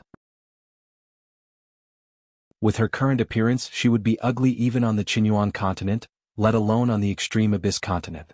Most of the silver dragon women Yunruoyan had seen on the streets were beautiful. Only a few were slightly uglier, perhaps because they didn't have enough silver dragon blood in their veins, but they were still far more pleasing to the eye than Yunruoyan was right now. Go and serve the Holy Maiden well. Your family and I will wait for your good news, Xuanhuan said from behind Yunruoyan. Yunruoyan followed Mammy Li to the middle gate. At the gate there was a routine check. The guard pricked Yunruoyan's finger with a special silver needle, and then the needle turned into a very light blue color. No problem. You can go in now, the guard said. Yunruoyan followed Mammy Li forward. The Dragon Castle was very spacious, and it took them less than an hour to pass through the innermost gate and enter the core area. Yunruoyan estimated that the Dragon Castle was half the size of the Silver Dragon City. In such a large space, everything was very quiet. Both men and women were dressed in silver, and their steps were orderly and silent. Obviously, they had been specially trained, and all of them were as beautiful as flowers. Yunruoyan couldn't help but feel strange. Shouldn't the maidservants of the Holy Maiden have been strictly trained? Why did they find such an ugly maidservant from outside? While Yunruoyan was lost in thought, Mammy Li, who was walking in front of her, turned around and said, "I don't know what your level of cultivation is, but you must remember not to use it in the Dragon Castle. Otherwise, the consequences will be severe." "I understand," Yunruoyan said obediently.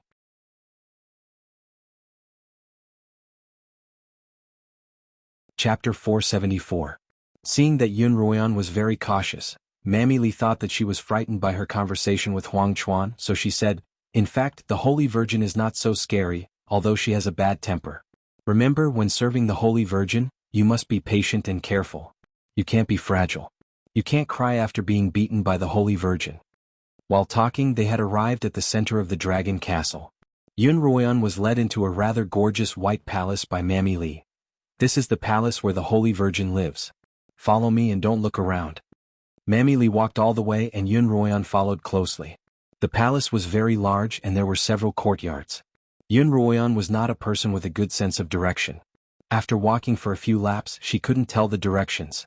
Along the way they met a lot of patrolling warriors. Like the palace maids they met before, their movements were neat and uniform and there was no sound. These were the results of strict training. "The Holy Virgin is inside. Wait for me. I'll go in first." Mammy Li stopped outside a large room with Yunruoyan.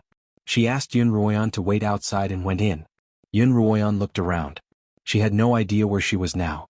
She couldn't help but be annoyed that she forgot that she had no sense of direction. It seemed that she had to spend some time to figure out the way here in the future. "Mammy Li, tell me, how many palace maids have you found?" At this time, a pleasant female voice came from inside. "Every one of them is so useless. They only make me angry. I think you are also a useless old man. It was a pleasant voice, but the words that came out of it weren't pleasant at all. In fact, it was very vulgar. Oh, little ancestor. Mammy Lee lowered her voice and shouted, "Where did you learn these vulgar words? Don't let the first elder hear it, or I will lose my life." Mammy Lee lowered her voice and said, "What are you talking about?" "I know. I'll only say it in front of you. You won't hear it." The Holy Virgin was very angry at first, but now she smiled and said, "Mammy, bring him up. I'm so anxious that no one plays with me these days." All right. Mammy Lee said dotingly, "Little ancestor, you have to be gentle this time. If you beat them away again, I don't know where to find more people for you." I know. Nanny, you are so long-winded." As soon as Xuanhuan heard the conversation between the old and the young, she felt that this saintess had a childish temperament. This kind of person was easy to get along with, but also difficult to get along with. It all depended on whether they were to one's liking. Once they were to one's liking, everything could be discussed, but once they weren't, they would immediately leave. I thought that the holy maidens were as cold as Empress Shuetong, who didn't show their emotions easily. But it turns out that there are such unruly and willful holy maidens out there, Xuanhuan thought. Suddenly she heard footsteps. Granny Lee had come out to summon her. Xuanhuan hurriedly gathered her thoughts, lowered her head and crossed her arms. She stood very straight. She had learned this posture from a passing palace maid, so she should be able to do it well. Seeing Xuanhuan's appearance, Mammy Lee praised her in her heart. "This girl looked silly at first, but I didn't expect her to be honest. But if she wants to serve the saintess well, I'm afraid it's not enough to be honest. Forget it, it's better to find a few more spares during this time. If she is beaten out, she can be replaced." Xuanhuan heard Mammy Lee sigh slightly. Although she didn't know why she suddenly sighed, she couldn't help but pay more attention in her heart. This saintess certainly couldn't be taken away by common sense. "Come in, I'll take you to see the saintess."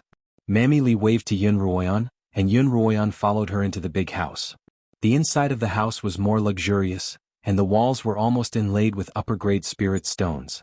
To put it bluntly, there were 4 tall spirit stone walls, and the spirit stone walls were decorated with jade and gold. There were even some decorations that Xuanhuan couldn't name, but she knew at a glance that they were extremely valuable. In this luxurious house, there was no figure of the saintess. Xuanhuan stood in the empty house with Mammy Lee. She no longer looked around, nor did she speak. Mammy Lee said, "Saintess, I've brought her to you. Come out and have a look." "I've seen her. She's very ugly, but I'm very satisfied." She didn't see the legendary person, but she heard her voice. "Mammy Lee, you can leave her here and you can go." "Yes, Saintess, I'm leaving." Mammy Lee turned around and glanced at Xuanhuan. At the same time, she let out an almost inaudible sigh, and then walked away quickly. "What's your name?" When Mammy Lee walked out of the big house, the saintess asked. "Saintess, my name is Xuanhuan," Xuanhuan said. "How dare you?" An unexpected shout rang out. If it had been an ordinary girl, she would have knelt on the ground in fright. Although Xuanhuan was also stunned by the sudden shout, it was far from frightening her. "May I ask why I'm so bold, Saintess?" Xuanhuan asked calmly. "You don't know why you're so bold?" The saintess seemed to be amused by Xuanhuan's question. "I don't know." Xuanhuan continued to say calmly. "Hello, I'll teach you." The saintess continued, "You just talked to me, but you called yourself me instead of me. Don't you think you're bold?" Xuanhuan suddenly understood and immediately said, "I've learned a lesson." "Ah." The saintess suddenly smiled coldly and said, "You can't learn a lesson. You have to learn a lesson." When Xuanhuan heard this, she frowned. Mammy Lee mentioned that she should be gentle several times. It seemed that the holy girl wanted to hurt her even before she met her. "Saintess, wait." Before Xuanhuan could finish her sentence, she suddenly heard the sound of a gust of wind. When she looked around, she saw that it wasn't the sound of wind, but a series of cold arrows shooting out from the 4 walls. Xuanhuan didn't expect that there would be such hidden weapons in the saintess' bedroom. The outside was clearly guarded, so why would there be hidden weapons in the bedroom? Were they guarding against someone, or did they purposely use these concealed weapons just to have fun? Xuanhuan didn't have time to find the answer. Her whole body flew into the air, and then she twisted and turned in the air, avoiding the arrows. When the first wave of arrows was shot, Xuanhuan landed lightly on her feet and stood firmly in place. "Saintess, I've learned a lesson," Xuanhuan said while brushing the non-existent dust on her shoulder. "Humph, you're quite a powerful girl." The saintess sneered, Wait for me to teach you another lesson. Master, she wants to set fire. At this time Xiao, who had been silent, said, This girl is vicious, and the fire she uses is very strong. Master, you can fight fire with fire. Xuanhuan's current fire element cultivation method was taught by the devil dragon ancestor, so the spiritual fire attack she released was many times more powerful than before. Coupled with the improvement of her cultivation, it seemed that it was not a problem to deal with the saintess. But she couldn't really do it. She didn't come here to fight bravely but to please the saintess. Moreover, Mammy Lee had warned her before that she couldn't use spiritual power here, otherwise the consequences would be very serious. Xuanhuan guessed that there might be some kind of prohibition set by the Great Elder of Silver Dragon. Once she used spiritual power, something bad would happen. Before she fully understood the situation, Xuanhuan really didn't dare to use spiritual power at will. Saintess, please spare my life. Xuanhuan changed her previous calm and fearless attitude. She curled up into a ball and squatted on the ground. The saintess first uttered a doubtful sound before bursting into laughter. I thought you were a brave girl, but I didn't expect you to be a coward. However, since this saintess has given it out, there is no reason for me to take it back. If you can take this second lesson, you can stay here. Master, be careful to the left. Xiao's voice sounded immediately. Xuanhuan didn't need to feel or see at all. She just rolled to the right according to Xiao's command. With a bang, a tongue of fire licked the place where Xuanhuan squatted at first. Xuanhuan could clearly see that the flame had come from a mechanism in the left corner of the wall. Previously, it had been the same mechanism that had shot out an arrow, but this time, it was fire that had come out. Xuanhuan didn't need to think to know that in addition to these two things, there must be water, poisonous insects, and so on. Although they were all children's tricks, it was really difficult for ordinary people to avoid them.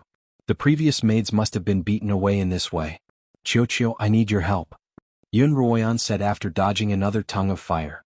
Yes, master. How do you want Xiao to help you? Xuanhuan quickly explained the situation to Xiao. Then, when Xiao predicted which part of the mechanism was going to spit out flames, Xuanhuan didn't dodge. Instead, she pointed her hand at the spot where the flames were about to spit out. What's she trying to do?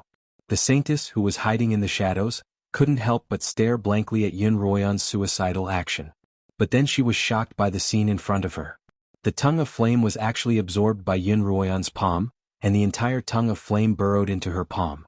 The saintess couldn't help but be shocked by this scene, because she had never seen something like this before. It wasn't unusual to release spiritual fire, but to be able to absorb spiritual fire from the outside world into one's body? While the holy maiden was still in a state of shock, Xuanhuan had rushed to the location of a hidden weapon. Just as the hidden weapon was about to release a tongue of flame, Xuanhuan took advantage of this tiny opportunity to push her palm towards the hole.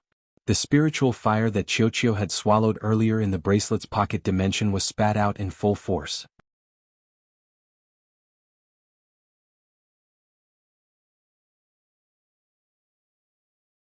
Although she looked like a solemn goddess right now, the hidden weapon she had used on Xuanhuan just now was a crazy woman, a little demon. Xuanhuan felt that they couldn't become best friends. I wouldn't dare. The guard immediately bowed to the holy maiden. Just now, we were patrolling when we heard a strange noise, so we came to investigate. Please forgive us for offending you, holy maiden. This saintess was just doing some cultivation. Isn't it normal to make strange noises? The saintess said disapprovingly. It's fine now. You can all leave. Yes, your subordinates will take their leave. The moment the guard heard this, he immediately bowed and retreated. He felt extremely lucky. Wait. The holy maiden's voice suddenly rang out from behind the guards. Xuanhuan could clearly see the guards tremble imperceptibly.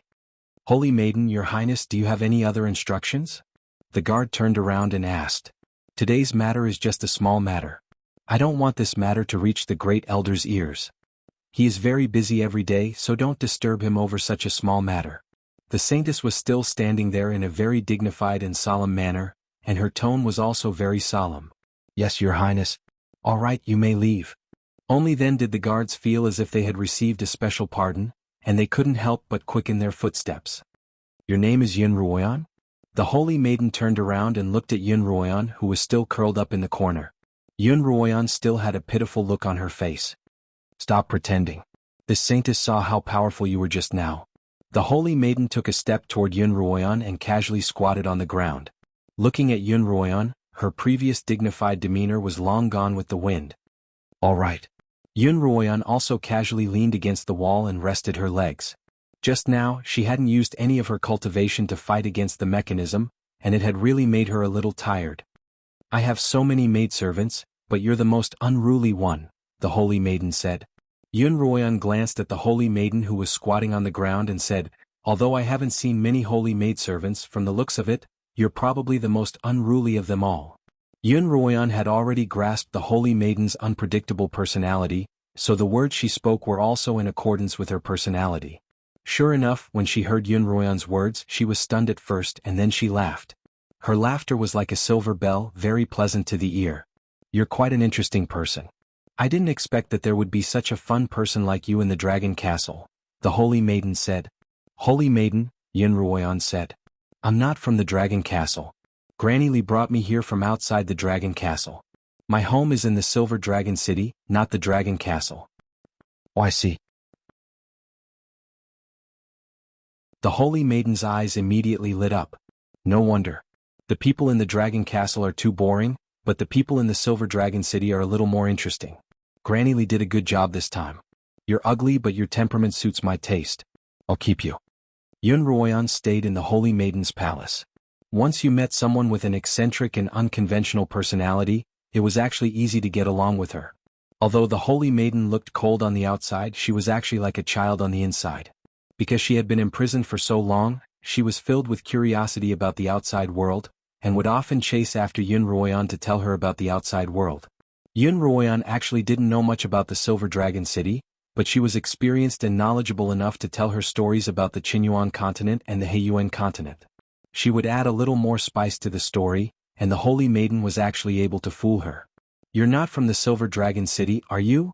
The holy maiden suddenly asked after waking up from her stupor. What's wrong? Why would you ask? Xuanhuan asked. Although I've been trapped in the dragon castle since I was young, I've sneaked out to play. I've been to many places in the Silver Dragon City, but many of the places you mentioned aren't from the city. I'm actually a vagabond, Xuanhuan said. I'm a street performer. I know that. I've seen these people in the Silver Dragon City. Although their cultivations aren't high, they're very agile. The holy maiden suddenly understood. No wonder you're so agile and you were able to dodge my traps so easily. That's right. Xuanhuan was very satisfied with the holy maiden's imagination. She smiled proudly. I'm really good at juggling. Oh, right, I forgot to ask you. How did you manage to swallow fire with your palms? Was it a juggling act too? Of course. Xuanhuan immediately replied. At first, I thought that you were so powerful because you cultivated some kind of superior cultivation method. How could that be? If I were that amazing, why would I be a servant in the dragon castle? Xuanhuan exclaimed, I had a companion who could even swallow fire with his mouth and eyes. The holy maiden's interest was immediately piqued. There's actually someone who can swallow fire with their eyes? That's right. If there's a chance, I'll take you to see. Xuanhuan had successfully piqued the holy maiden's interest. Xuanhuan was waiting for the holy maiden to say, okay, we'll go right away. Recently, the first elder has been keeping a tight watch on my movements. Previously, I'd been able to find opportunities to go out and play, but now I can't. I haven't left this palace for more than half a year. Xuanhuan could tell that the holy maiden really wanted to go out and play, but she was being watched so closely that she couldn't. Xuanhuan didn't dare say that she would take her out. After all, she'd only just entered the dragon castle, and she and the holy maiden were only on speaking terms. She was far from being able to fully trust her. As a result, if she were to rush things now, the holy maiden would be wary and distrust her. Ah, that's a pity. Xuanhuan sighed. The holy maiden's daily routine was to have someone take care of her, and Xuanhuan's job was to accompany the holy maiden. Unknowingly, Xuanhuan had been in the dragon castle for 3 days. On the second day, Liemo contacted her. Liemo was now a member of the patrol team. Sometimes Xuanhuan would urge the holy maiden to go for a walk. At that time she would see Liemo, dressed in a guard's uniform, walking with a solemn expression. Every time she saw such a scene, Xuanhuan found it funny. Xuanhuan was afraid that she would never see such a Liemo again in her lifetime. Liemo would always walk past Xuanhuan, because he didn't need to look to know that Xuanhuan was smiling mischievously. Xiao Yun. The holy maiden, who was walking in front, suddenly called out to Xuanhuan. Hey holy maiden, I'm here. Yun Ruoyan quickly caught up with the holy maiden. Xiao Yun, have you taken a fancy to the guards here? The holy maiden asked Yun Ruoyan. What? Yun Ruoyan was stunned. Had she been too obvious? She'd only smiled at Liu Mo, and he'd already noticed her? No. Yun Ruoyan hurriedly waved her hands. I just thought they were handsome, so I took a few more glances. I'm so ugly, how could I be worthy of the guards here? Nonsense. The holy maiden said. Although you're not beautiful, you're the holy maiden's maidservant. You're worthy of all the guards here. Yun Ruoyan was extremely touched when she heard this. If this continued, she might not have the heart to kidnap the holy maiden. Holy maiden. Suddenly, an unfamiliar male voice came from the front. Holy maiden, you're really in a good mood today. You actually came out for a stroll in the garden. Before Yun Ruoyan could see the person's face clearly, she heard the holy maiden snort. You're tuning in to the Sword Dance in the Vast Sky YouTube channel. Don't forget to subscribe and join us on this journey to catch the most captivating stories.